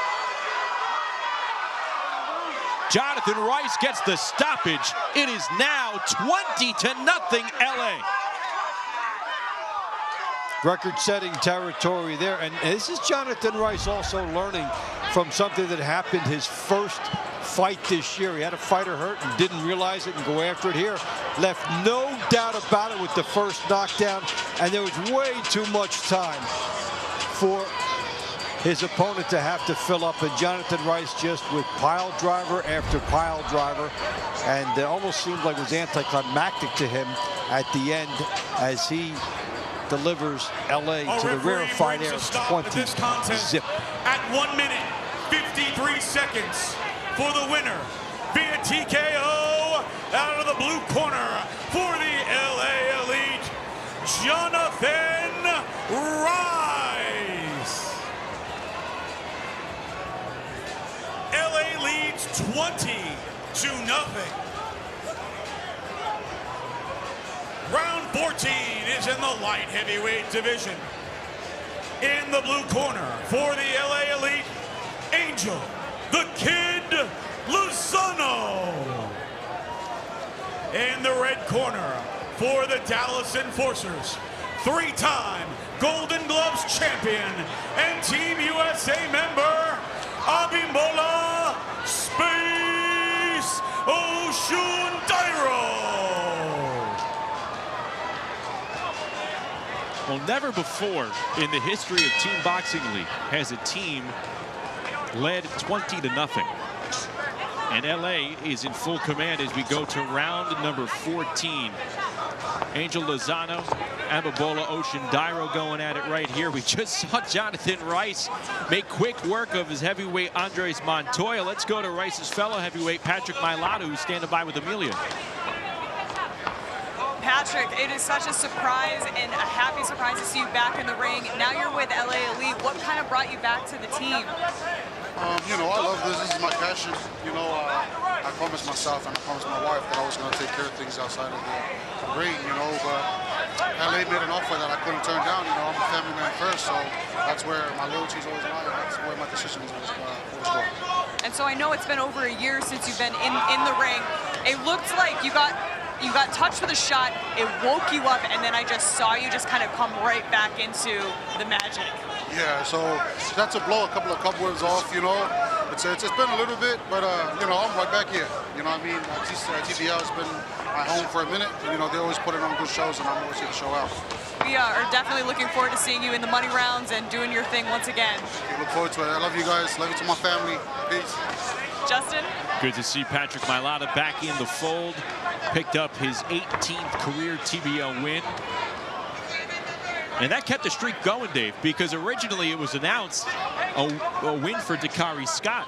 Yes, yes, and so it looked like it was one win for Dallas. They turned it around, and then Rice gets brought in. Now here's another possibility for Dallas, because Oshundairo had 2 wins over Lozano last year. So if you're going to have a shot, you're Dallas, to avoid these numbers, this is one of your moments to try and do it. Yeah, this is the 3rd all-time meeting between Lozano and Oshundairo. Oshundairo's won 2 of them. Lozano, in fact, has dropped 9 straight rounds dating back to last season. And Oshundairo is the fighter who started that streak. Yes, so if you are saying for Dallas, who's going to break it? This is the guy you think is going to break it. Let's just see if he does. We saw him drop Frankie Solomon, one of his recent efforts. helped the Dallas get within 14-12 in its last match, which it lost, but he was able to win a clutch money round appearance for them. And he's a veteran of this league who's gotten better slowly every year. Always about a little above average in terms of his return. Getting chippy along the ropes.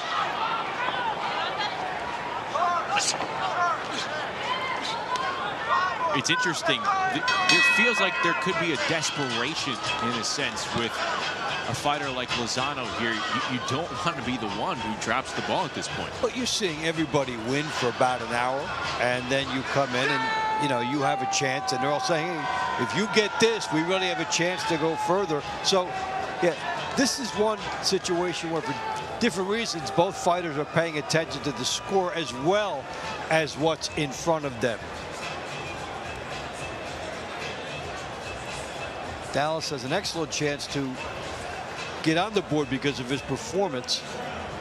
By unanimous decision, and the score of 1-0, out of the red corner for the Dallas Enforcers, Abimbola Space Oshundairo. LA leads 20-1. Round 15 is in the cruiserweight division. In the blue corner for the LA Elite, Juan Chocho Higuera.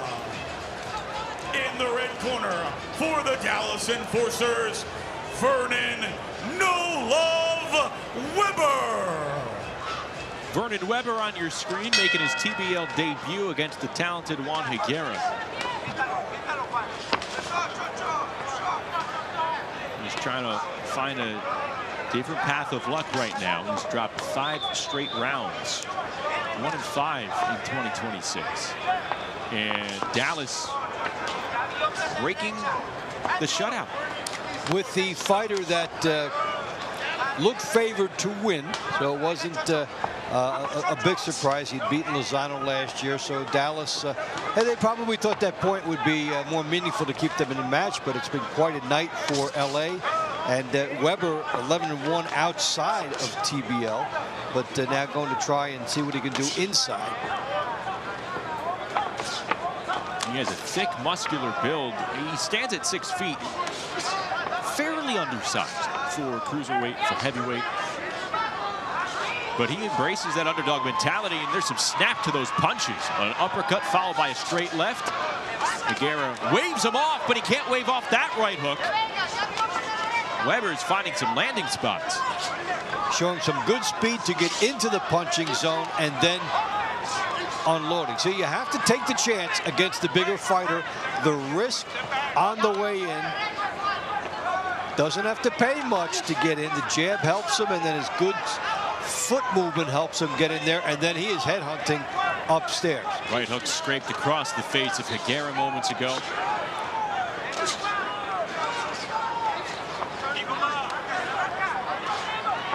Good movement from Vernon Weber here, Dave.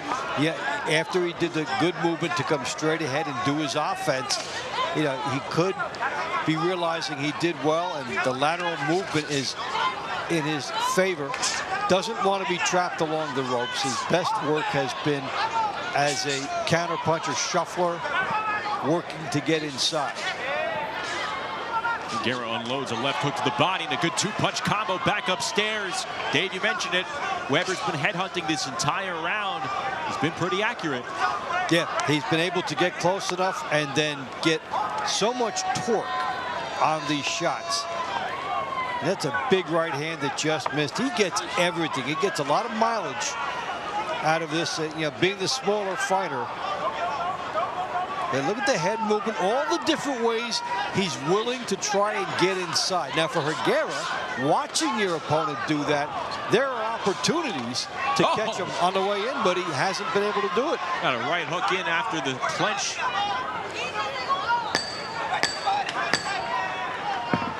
Vernon Weber giving Juan Higuera some fits here in round 15. So there was a very good right hand by Higuera, indicative of what was his ticket think I want to see more of Vernon Weber here. I think we do, yes. We're going to get to do that in the 18th round. Good work on the inside. We talked about the smaller fighter creating his room. And so the uppercut was a terrific shot. And watch the hips all through this, how he basically explodes it to this and even is able to shake off the headlock and the elbow and everything like that. The winner of this round by split decision, and the score of 1-0, out of the red corner for the Dallas Enforcers, Vernon No Love Weber. Justly deserved. Good call. Great effort by him. 20-2. Dallas now on a heater, Dave. Round 16 No stopping is us now. in the featherweight division. In the blue corner for the LA Elite, Sean Gusto Brewer. In the red corner for the Dallas Enforcers, Randy Rack Kennedy. Kennedy and Brewer doing it again as a result of Jonathan Rice laying out Andres Montoya. So you had Rice and Montoya step in for Solomon and Ortiz because of a stoppage. Rice takes care of Montoya via stoppage. And now Brewer and Kennedy are filling in the hole created in round 16. That's right. And they had a good scrap the first time. That was back in round number 2. A victory that went to Brewer.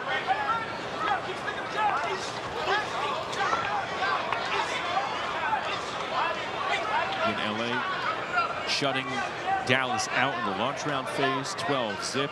They built up a 20-0 lead, but Dallas has taken the last 2 rounds.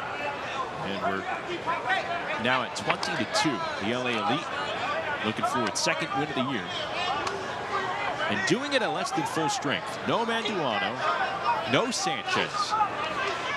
No Gordon, who's one of their brighter stars. Really goes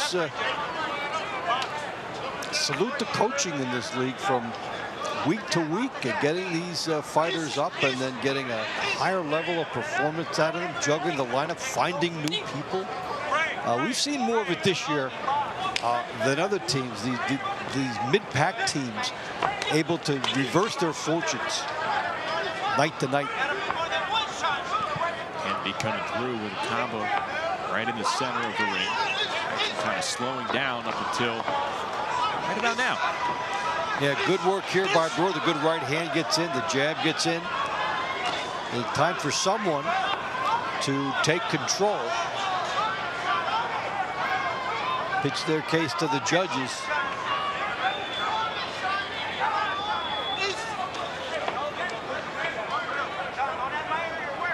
This is a great example of how Team Boxing League fighters have to be ready for their name to be called on, because again, up until a few rounds ago, these two thought that their night was going to be over.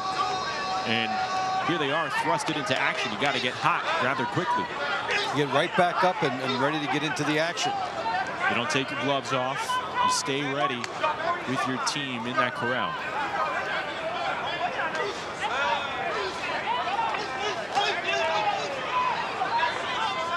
Trying to come through with a pair of combos.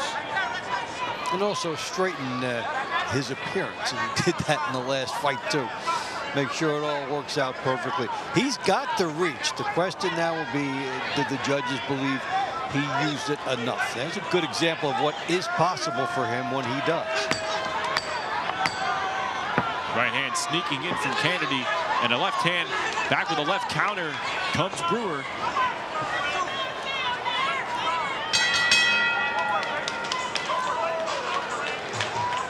Brewer running around like a hare in the final seconds of that round. That's a Brewer on the outside, could do his best work, did catch one. He showed some pretty good movement, and that jab is what is possible when he uses the reach. So the judges will decide if he did it enough. The winner of this round by unanimous decision, and the score of 1-0, out of the blue corner for the LA Elite, Sean Gusto So Sean Brewer breaks the mini streak that Dallas had going. LA, meanwhile, is on a roll of rolls. What's happening in TBL? My buddy Justin Shackle will fill you in. It's great to have you with us for TBL this evening, and here's how you can tell other folks where to watch Team Boxing League events, because there are a few different places we could be seen. You can now watch us on MSG Networks, the Gotham Sports app, Spectrum Sportsnet, as well as on our home network, Envoy Fast. Plus, the full season of Encores are on Envoy TV every day. Download the Envoy app. Connected TV users with Samsung, Apple TV, Amazon Fire, Roku, and LG devices can download the TBL app and watch both live action and play previous matches on demand. TBL is also seen on YouTube, the TBL app, and in Spanish on the Estrella Network.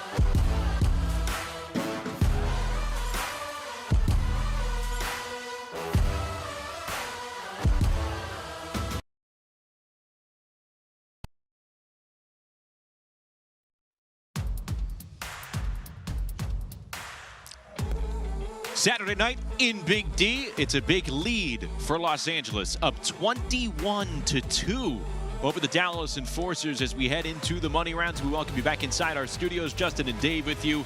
And we weren't expecting this. I mean, you have two one-win teams. You thought they were going to fight neck and neck to try and improve their playoff standing. But right from jump, LA asserting themselves, and showing who has command inside the ring. You know, two teams exactly in the same spot in the standings. So rather than say it's just a blowout, we are watching something special. This is the absolute best run I have ever seen the LA Elite put together. Even more impressive by the fact that they had people out. So the fact that they could do it together tonight, awesome for them. Let's do a quick recap ahead of the final 8 rounds for you. We'll go back to the launch rounds, and at this moment, ahead of round 5, again, a 4-0 lead for LA. This is where the extra points came in for Angel Munoz, Dave.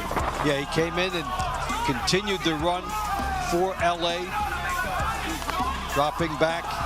That was the knockdown as he put LA into a 6-0 position, doing that against Mauricio King. So a pair of points for Munoz, and then in round 7, Edward Ortiz was a 5-0 fighter, but he got caught with that beautiful right-handed lick by Raul Solomon, and from there you could tell Ortiz was hurt. Watch the veteran see the opportunity, okay? Fighter down. Hey, you go get it now. You've got 1 point. Let's go get 4. Put the pressure on. Keep it coming. Referee has to step in here, makes the move, and a beautiful victory for LA. This is a guy that just knows how to finish. And this is when you got the sense that this is something very special happening for LA. LA was up 12-zip through the first 8 rounds. Fast forward to round 10, Jose Rodriguez, Jack Sambiaku, and this is a candidate for round of the year. They went back and forth, utterly emptying the tank. Good movement, and then Sambiaku had been fighting off the ropes, trying to make that look like an offensive tool. That did not work for him in the scoring, but they let it all out, and LA kept the train going. And then around 13, the subs came in. Jonathan Rice, Andres Montoya, and Rice made quick work of Montoya. That right hand set the scene later on in the round. Oh, this is some of the best work that they're expecting from him. The big man, the lumbering, pile-driving right hands, no contest. He sensed the inexperience of his opponent, and he just kept coming with those big right hands. And almost anticlimactic, like, okay, we're so far ahead. Yes, I just added 4 to it. I didn't change the result, but that's a veteran move. Yeah, that made it 20-0 in LA, and no team in TBL history has ever led 20-0. Dallas picked up a pair of round wins, but as we look forward to the money rounds, a rematch in round 17, our round to watch, Erica Farias going up against Brianna Carrera. Yeah, that's really going to be a good one because you've got Carrera, the national runner-up in 2023, and they gave us a good scrap earlier in the night, and that's why we're putting it up there as a round to watch. 2 very highly qualified and schooled fighters. All right, they only need stoppages through the final 8. That's talking about Dallas right here, so we'll see what happens. Round 17 coming up in the money rounds. Let's go back inside to Patrick Creighton. Piece of cake, right? Welcome to the money rounds. Round 17 is in the super lightweight division. Fighting out of the blue corner for the LA Elite, Erica Pantera Farias. In the red corner for the Dallas Enforcers, 4-time state Golden Gloves champion, multi-time national champion, and Olympic trialist, Brianna Carrera.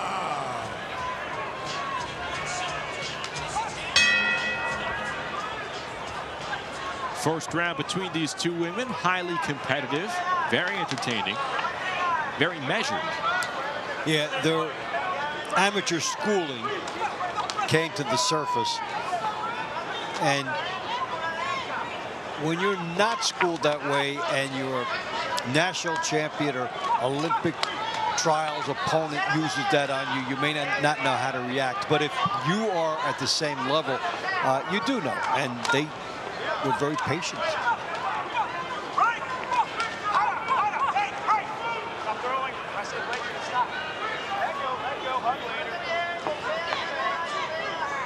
I respect that from Aaron Maynard, referee. All right, hug later.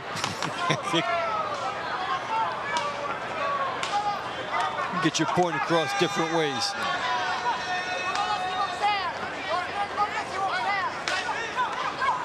That's a nice body shot. Came in from Carrera. Now just turning the chin of Farias, but Erica Farias, the 2-division champ, answers right back.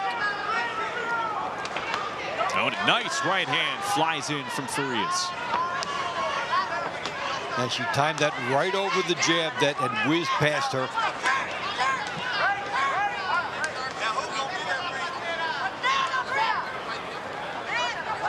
He already told you, hug later.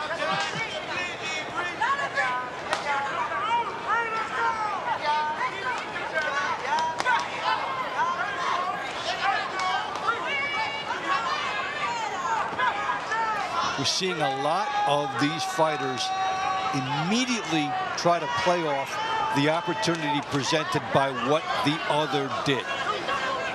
So if it is Carrera whizzing a left hand by and it's ducked by Farias, then she'll come right back, playing off the opening and jumping on that opening. Good combo from Farias. A lot of those punches, though, not having a ton of oomph behind them. Still finding a landing spot. when Farias, 42 years of age, grew up competing in gymnastics, started boxing at 16 years of age to just lose weight for gymnastics, but that's where she fell in love with the sweet science, took her all the way to the highest points of the profession. A two-weight world champion, held the green belt in this 140-pound weight class in traditional boxing. And you could just tell she has the ability to slow everything down in this setting.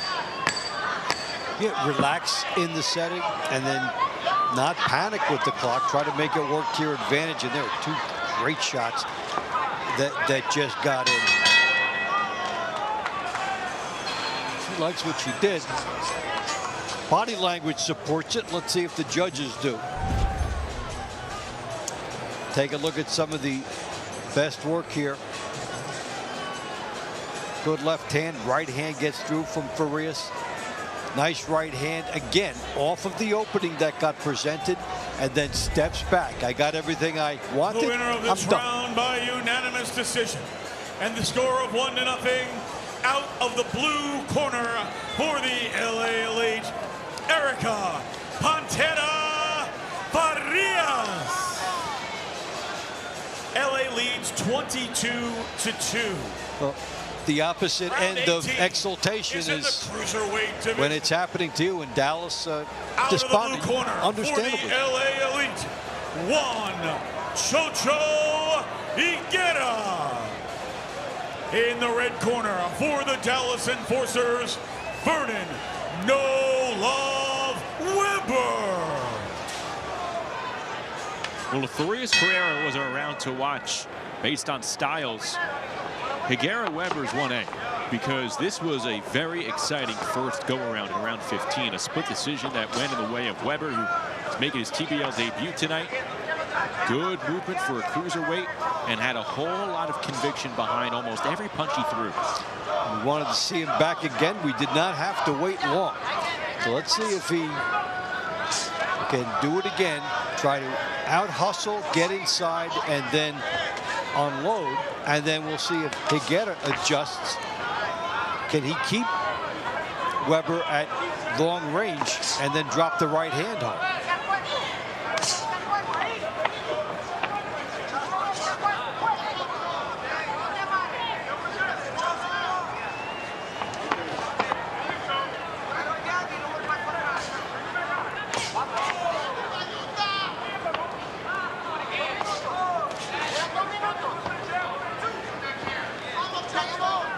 Weber, born and raised in Detroit. He has fought traditional boxing fights mostly in the Detroit area as a pro. Doubling up the jab.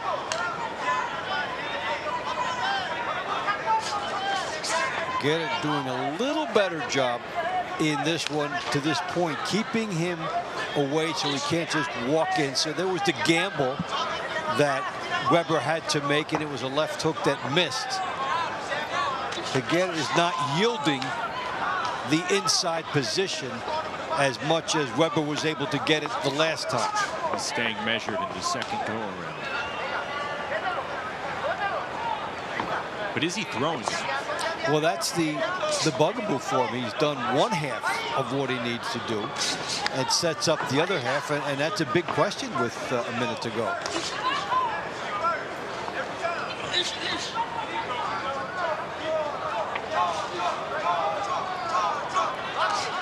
Again, Los Angeles was up 20-0 at one point, and then Ocean Dairo and Weber won back-to-back rounds. Those are the only two rounds won by the Enforcers so far. Good right hand comes through from Weber. Shades of that first round that they had. It's the type of punch quality that we saw a lot of. There's a good hook to the body by Higuera.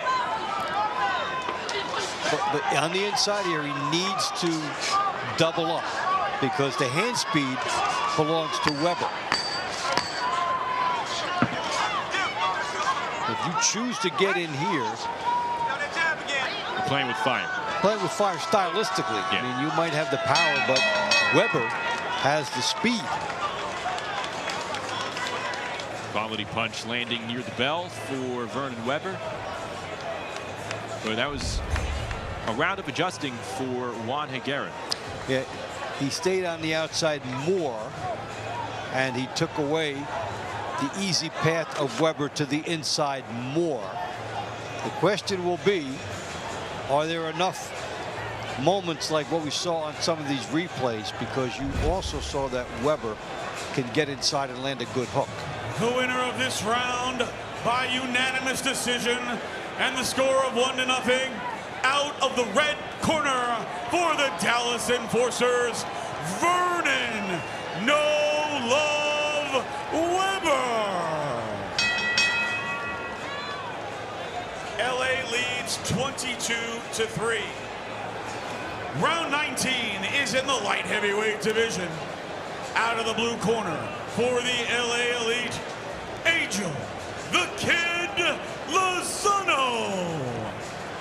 In the red corner for the Dallas Enforcers, three-time Golden Gloves champion and Team USA member, Abimbola Space Oshundairo.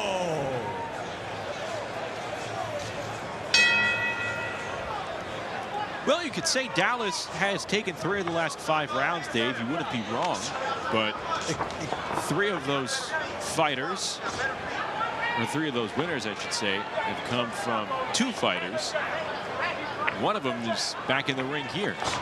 Yeah, and Oshundairo continued his recent mastery of Lozano, putting Dallas on the board for its first point way back in the tail end of the middle rounds. And he did something we talked about, like divorce yourself from the team score when you're going in there and you're just trying to get a win. And he stuck to business and knew that this was a fighter he'd beaten before, so he went back to what worked for him.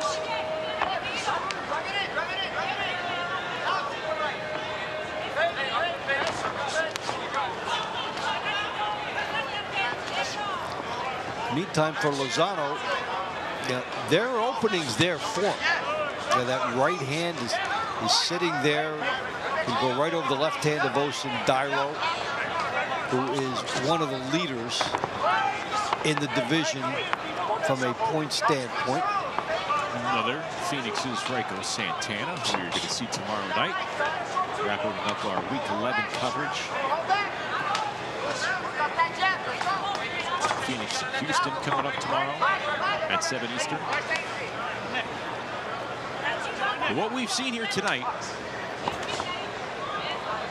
LA in full control, like we talked about, on the road, not at full strength.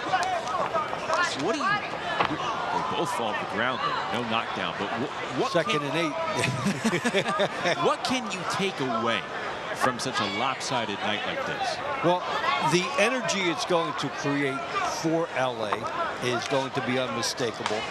It really shows, brought it up earlier about the strength of the coaching and knowing who to put in and knowing the improvement that's occurred with the fighters since the last time we saw them. We saw them lose not long ago. So that's one thing that is in favor for them. This has been a good franchise in the league and a team coming very close to punching its playoff ticket. So LA, getting where it needs to be.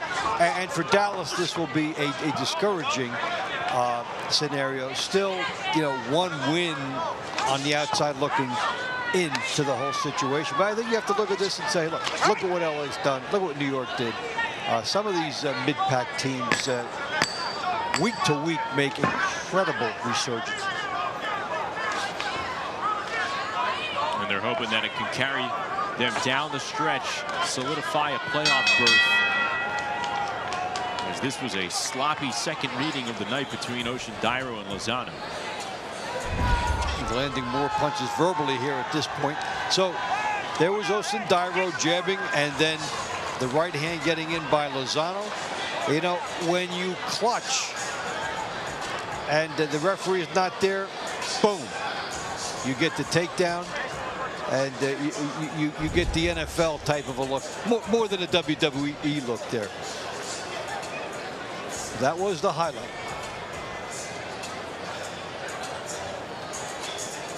the winner of this round by unanimous decision and the score of 1-0 out of the red corner for the Dallas Enforcers, Abimbola Space Oshundairo.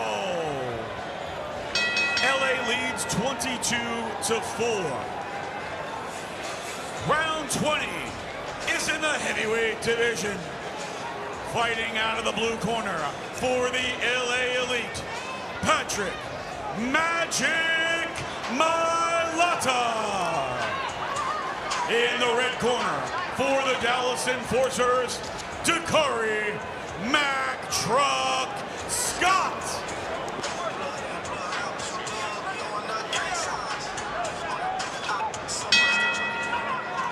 Plenty for these fighters to feed off of from their first matchup. They're on top of each other, smothering one another, much of it. Now for Mailata, who ended up winning the split the first time. Yeah, he could adjust and try to keep Scott at the end of his jab. That would be a good adjustment for him. And for Scott, work the body and try to make Mailata, see if you can get him tired. First fight back in a year. That first round looked like there were potential for extra points from both fighters, and we're seeing Dakari Scott not deterred by being outsized here. No, and for him, the pathway, get inside that jab, especially last fight, Mailata actually chose to fight inside, and because he doesn't use the jab, that sets it up for Scott to land that right hand, and Mailata is content to do that because he thinks he can win the slugfest. Oh, there's a left hand. It snuck through, and it lands Scott on the floor. Mailata in his return, his second round of the night, scores a knockdown. So, yes, he thought he could win the slugfest, and that confidence was well vested in him at this point. Got about 90 seconds to go. Teeing off now on Scott. Mailata, the southpaw, against his former squad in his TBL debut here in 2026, and Scott answers back with a right counter. Maybe that fends him off. Big bombs being delivered by Patrick Mailata. Oh my goodness. Referee weighing in closely. And Scott looks like he's going to beat the bell. The onslaught continuing for Mailata. And there's the sound of the bell. That's a painful way to get through the last 40 seconds of a fight. We didn't hear the bell. Yeah, it looks like we had to keep it a close eye with the timekeeper. They did call the round. Yeah, they were on the verge of calling the fight. Well, apparently there's a lot more time left here, Dave. So a respite. Okay. Because it was 2 minutes rather than 3. Mailata said, I'll be happy to take the chance to get some extra bonus points. So now if you're Scott, you thought you were able to unwind, keep your guard down. If you're a Mailata, you thought that was it. Now you have to kind of pump yourself back up. And let's see. Oh, that's going to do it. So the referee steps in. Scott was taking some punishment, the brunt of those big, powerful shots from Patrick Mailata. And now Mailata gives an even bigger cushion to LA. Yeah, well, key was just keep the arms pushing, even though, you know, you're tired. These don't have the same snap as some of the earlier ones. The earlier ones were significant. And that's when I was saying Mailata thought he could win the slugfest, and he did. A beautiful left hand in there. And then this is just, you're both tired, but to this contest at 2 keep going. Referee will stop it. The winner via TKO and a 4-0 score out of the blue corner for the LA Elite, Patrick Magic Mailata. Third stoppage of the night for Los Angeles on the road, taking it to Dallas, up 26-4. We'll be back with the final 4 rounds.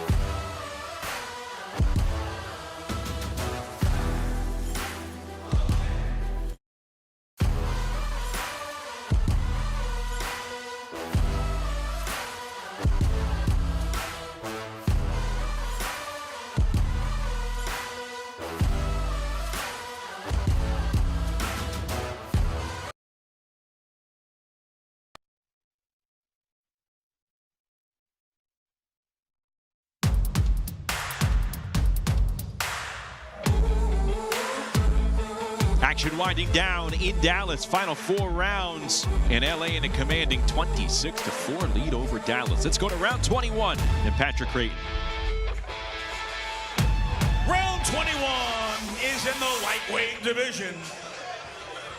In the blue corner for the LA Elite, Diego the Ghost Lopez. In the red corner for the Dallas Enforcers, Malik Lark. So Dominguez and Lark getting going here. A rematch of round number 3 that Dominguez took via unanimous decision. It's been all LA who has been on the road, who has been understaffed, if you will, not at full strength. No Manduano, no Erica Sanchez, though Sanchez did make the trip to support her teammates here. She's with her mates, and she's with Amelia Moore right now. It has been a heck of a night, Erica, tonight for the LA Elite. I mean, I think we've had 4 stoppages, or 3 or 4 stoppages tonight. Multiple knockdowns. We thought it was going to be a shutout. Talk to me about what's going on down here in the corral. You know, this time I think you had a serious conversation in the locker rooms, and you know, we have so many talented boxers that have so much potential, and they're really showing it here tonight. You know, there's been what, 4 knockdowns, and they've been crazy knockdowns. So you know, as a I feel like spectating, at least on my end, it's crazy. It's cool, you know, seeing it on this side. But these, you know, guys have been putting in a lot of work, and I mean, it's showing. It's showing. We're alive tonight. I'd say that it's definitely fire that the LA are producing tonight. You know, just from being able to sit on the sidelines, anything that, you know, you've been kind of putting into the team to give them advice or anything at all like that. Oh yeah, I've been trying to pump them up, you know, and, you know, I'm water girl today, so, you know. But yeah, it's been yeah, great. Yeah. Thank you, Erica. That is a knockdown, and we thank Amelia and Erica. Diego Dominguez was trying to hold Malik Lark down, or maybe just trying to hold on to keep himself up, Dave, but Dominguez goes down here in round 21. Lark taking advantage of a sudden opportunity. We talked about the run that he had coming in here. An excellent fighter. So, you know, he gets on here trying for a split and maybe a little bit more.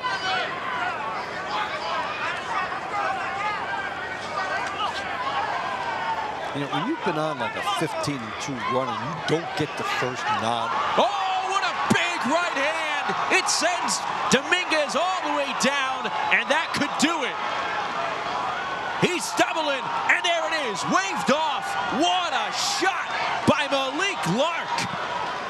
As I was saying, you lose the first one, you come back with a vengeance the second time, and that is what he does here. That great run coming into this, so he will leave here with a smile, getting the split. All right, so there's the big right hand against the Ghost. That is the knockdown, and you know, he didn't forget how we got there. So, boom, as he avoids walking into one. He times it beautifully. So that's one big bonus point, and then he makes sure it will be 4. A thing of beauty, the kind you replay over and over in your mind. One step, the bomb, and look, some joy on that Dallas bench. We're making a little bit of a statement here in the money rounds. And they have had to search for it tonight, but Lark finding that left hand easily for Dallas. At 2 minutes, 22 seconds. The winner by TKO and a 4-0 score out of the red corner for the Dallas Enforcers, Malik Lark.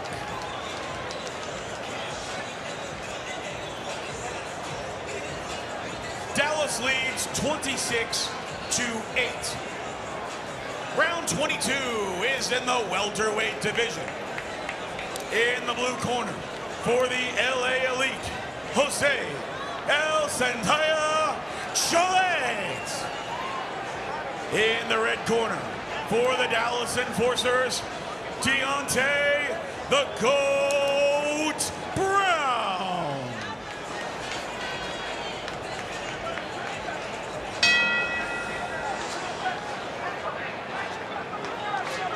Round number 22, second round rather of the evening between Brown and Cholet. Cholet won via unanimous decision in round number 12, but Dave, we have seen 4 stoppages tonight from either side. Another knockdown. The excitement has been palpable at Gillies despite the score. It's been a shootout now at 26-8, and yeah, you could actually fathom LA with one more getting to the 30 mark, which would be pretty incredible with the scoring here. And we've seen a lot of liveliness out of Dallas throughout the money rounds to try and make some kind of statement that it can use going forward. Well, since round 14, Dallas has actually led 8-6. Yes, since that 20-0 surge from LA.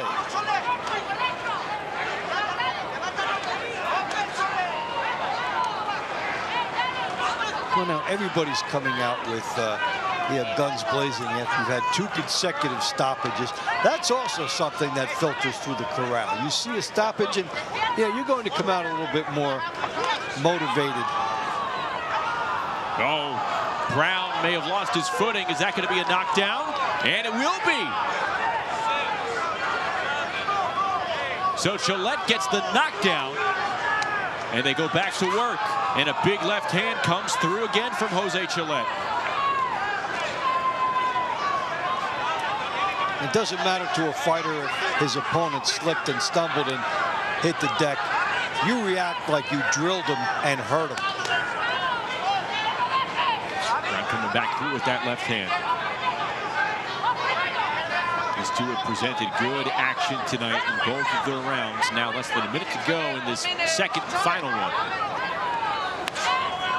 Good right hand to the body, coming back upstairs, Cholet, and he does more work with that right hand downstairs.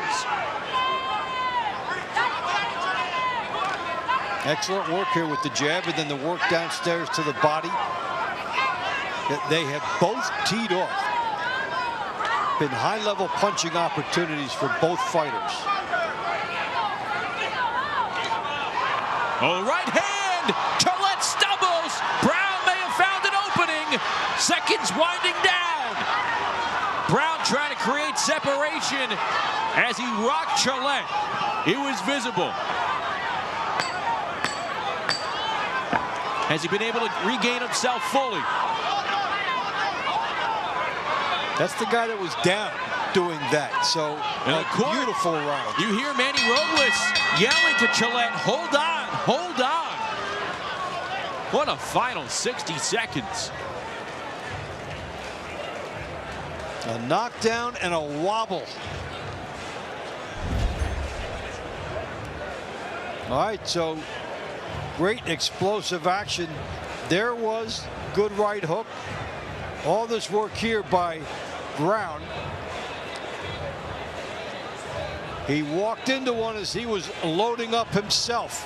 The winner of this round by unanimous Then he turned it decision, around. and the score of 2-0.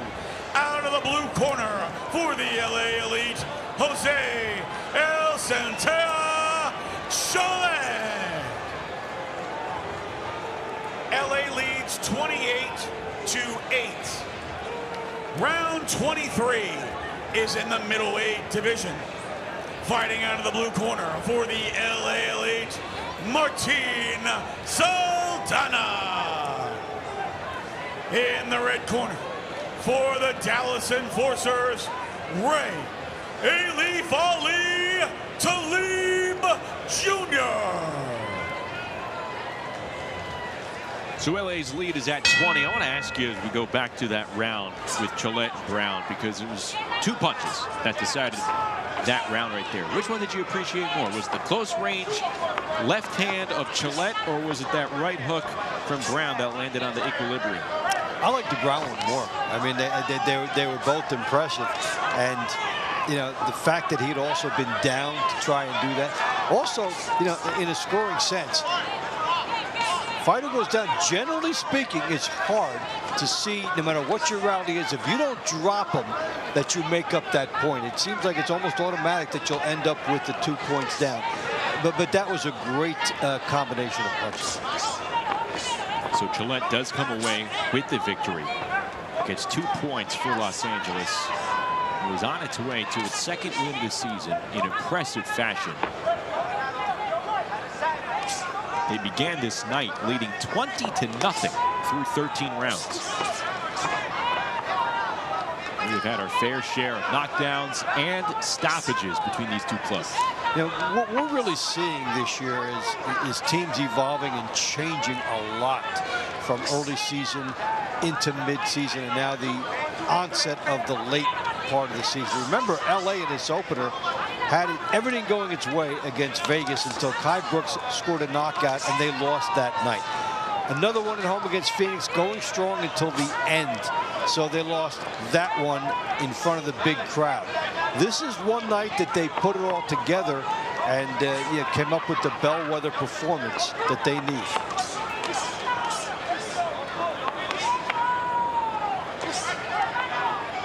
Saldana pick up the win over Talib way back in round 6. At that moment, made it 7-0 LA. Immediately after that came the first stoppage of the night. The first of 4 that we have seen between Dallas and Los Angeles. It's the great part about watching 24 fights. You know, no matter what the score is, you look and all of a sudden within each 3 minutes, you could have a story, and regardless of the score, 4 knockouts can break out, as we have seen tonight.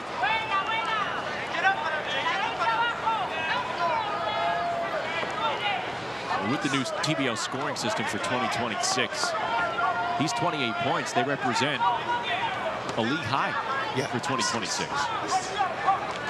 Again, 1 point if the round goes to the judges' scorecard. 2 points if you record a knockdown. 3 points for multiple knockdowns, and 4 points for a TKO or a knockout.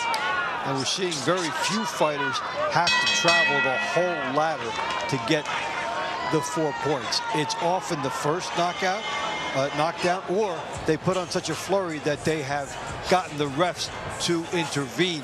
And we've seen more of that and fighters going for that since the scoring changes were implemented. So this is another good exchange back and forth between these guys. Talib throws a good one, then eats one. The winner of this round by unanimous decision, and the score of 1-0, out of the blue corner for the LA Elite, Martin Saldana. LA leads 29-8. Fight fans, this is the final round of the evening. Round 24 is in the super welterweight division. In the blue corner for the LA Elite, Angel Machete In the red corner for the Dallas Enforcers, Mauricio FDO Bad News King.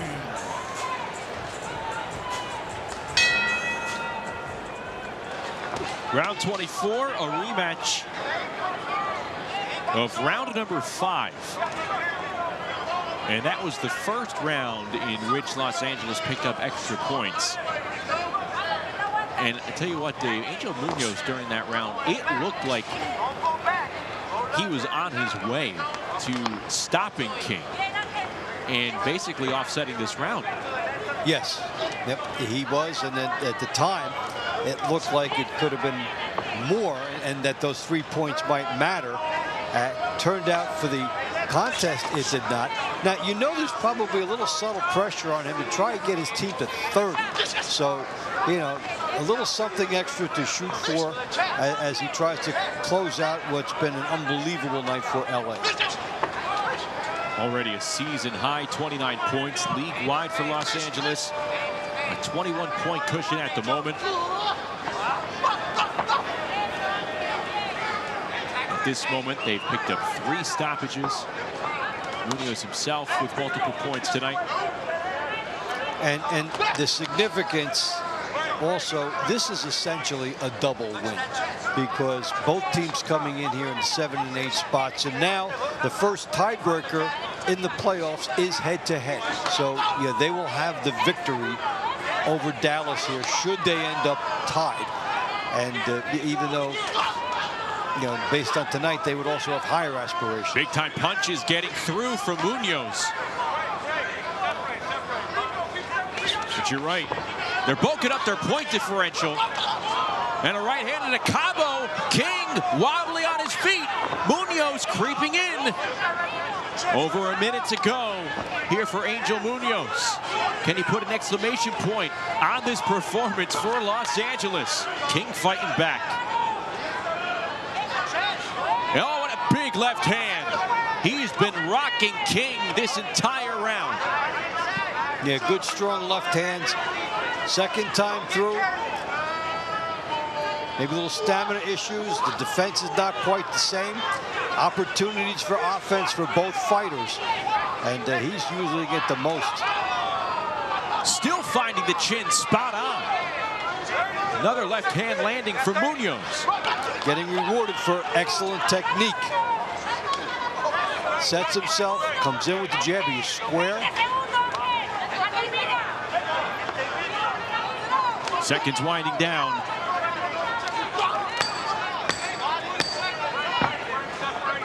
Munoz has had excellent balance at key points in this round.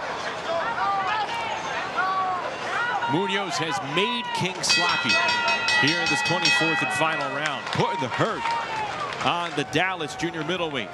And Angel Munoz doesn't get the extra points in this round, but a convincing victory to close it out. They can get his team to a magical mark. You know, they will rally around that number for the rest of the year. This is the type of performance that can reset a team.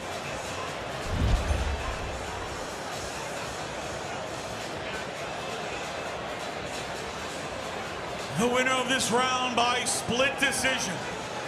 And the score of 1-0 out of the blue corner for the LA Elite, Angel Machete Munoz.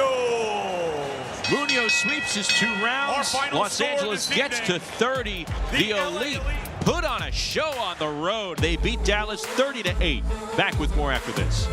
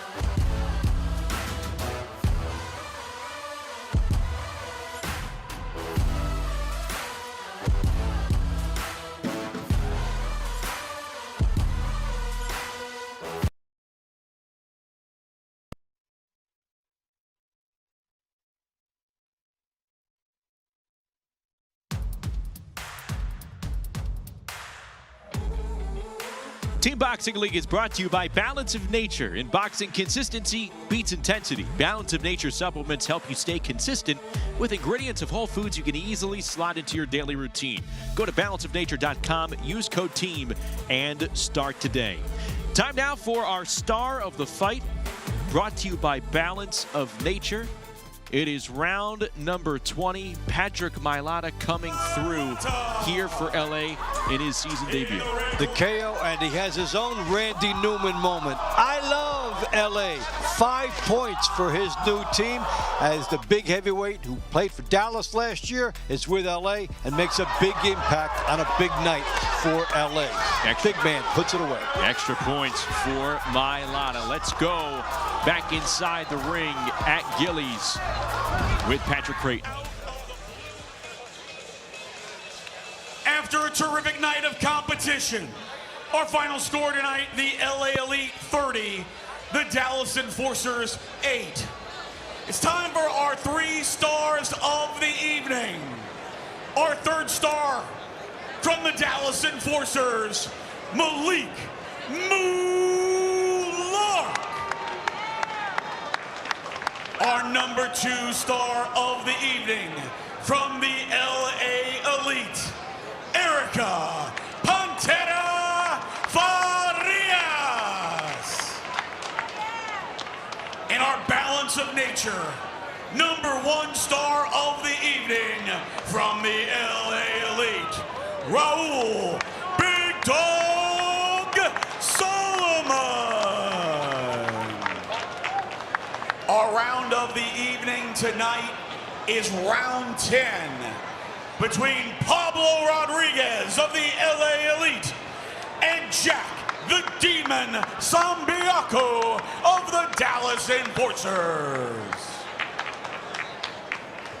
Coach Manny, what an incredible night tonight. Both you and Dallas came into tonight 1-3, and you left with a complete sweep of 30 points. I mean, this was just incredible. Please let us know, what was the conversation in the locker room before you got these guys out here, because they came fully loaded? Well, it goes back to a couple of weeks ago when we took a devastating loss back at home versus Phoenix. That losing at home really was painful to watch, especially in front of our fans. So I had that talk with the team and to wake them up, to wake up the monster, you know, the monster within, and we did just that. They came in with a different type of attitude, character, and they proved it tonight. Woke up the bear and performed well. Would you mind helping me just translating for Erica? Erica, amazing performance tonight. I have never seen anybody be able to loop punches over and through the guard of Brianna Carrera. You're 41 years old. Thank you for showing the world that talent ages well and talent speaks for itself. You looked phenomenal. Que tuviste una excelente pelea hoy día. Ella nunca había visto a alguien de tus características que le hiciera algo así a tu oponente, con el 1-2 y buscar el llave el recto y llave derecha por fuera. Y los cambios y tu experiencia, a pesar de tu edad de tener 41 años, demostraste que tu experiencia te sacó avante. Muchas gracias. Vine acá a Estados Unidos a darlo todo. Me siento muy feliz por el triunfo de esta noche, conjunto a mi equipo, que hacemos un muy buen trabajo. Gracias a todos los que nos vinieron a ver. ¡Y viva Los Ángeles! Yeah, so I came all the way from Argentina to the United States to represent the team of LA. And we did just that tonight. I'm very proud of the team, proud of my performance, and viva Los Ángeles. Gracias. That's wonderful. Raul. You need me to translate? Yeah, do you also need a translator, Raul? So let's talk about that stoppage. Ortiz tried to sit in the pocket with you. Did he not realize that is your bread and butter? You know, he's a tough fighter, man. He came to fight. You know, I give him much respect. He came to fight, man. You know, I was a big dog this night, but, you know, he's a great fighter. He's tough, and like I said, he came to fight. Excellent performance tonight. I just, you saw it, and then you just executed, and you took it the rest of the way. So lots of clean shots in there, but yeah, I just noticed, sit in that pocket, that's where you like to party. Yeah, first I want to give a shout out to my team, my coaches. Man, it was a great performance. And first of all, I want to give a A big thank you to my Lord and Savior, Jesus Christ, man. Without him, we wouldn't be here. My great team, man, we put in the work. You know, we lost a couple times. It is what it is. This is boxing, but we come back tonight 30-8, man. That's crazy. And again, I want to thank my team and on my corner. We all did it, man. This is a team sport, and this is what we're here to do, man. I'm proud of my team. Everybody did great, and hey, Viva LA, baby, let's go! Congratulations, LA. Justin, Dave, back to you. The LA Elite whitewashing the Dallas Enforcers here on a Saturday night, 30-8 the final. Join us tomorrow as our Week 11 coverage closes out in Atlanta. Ryko Santana and the Fury of Phoenix, they will head to Georgia to take on Zafar and the Houston Hitmen. Action gets going at 7 Eastern here with Team Boxing League. All LA right from the jump. 3 stoppages for the Elite. They pick up their second win of the season, and they cruise to a 30-point performance in Dallas. For Dave Bontempo, for Amelia Moore, our entire TBL crew, I'm Justin Shackle. We'll see you tomorrow as we close out Week 11.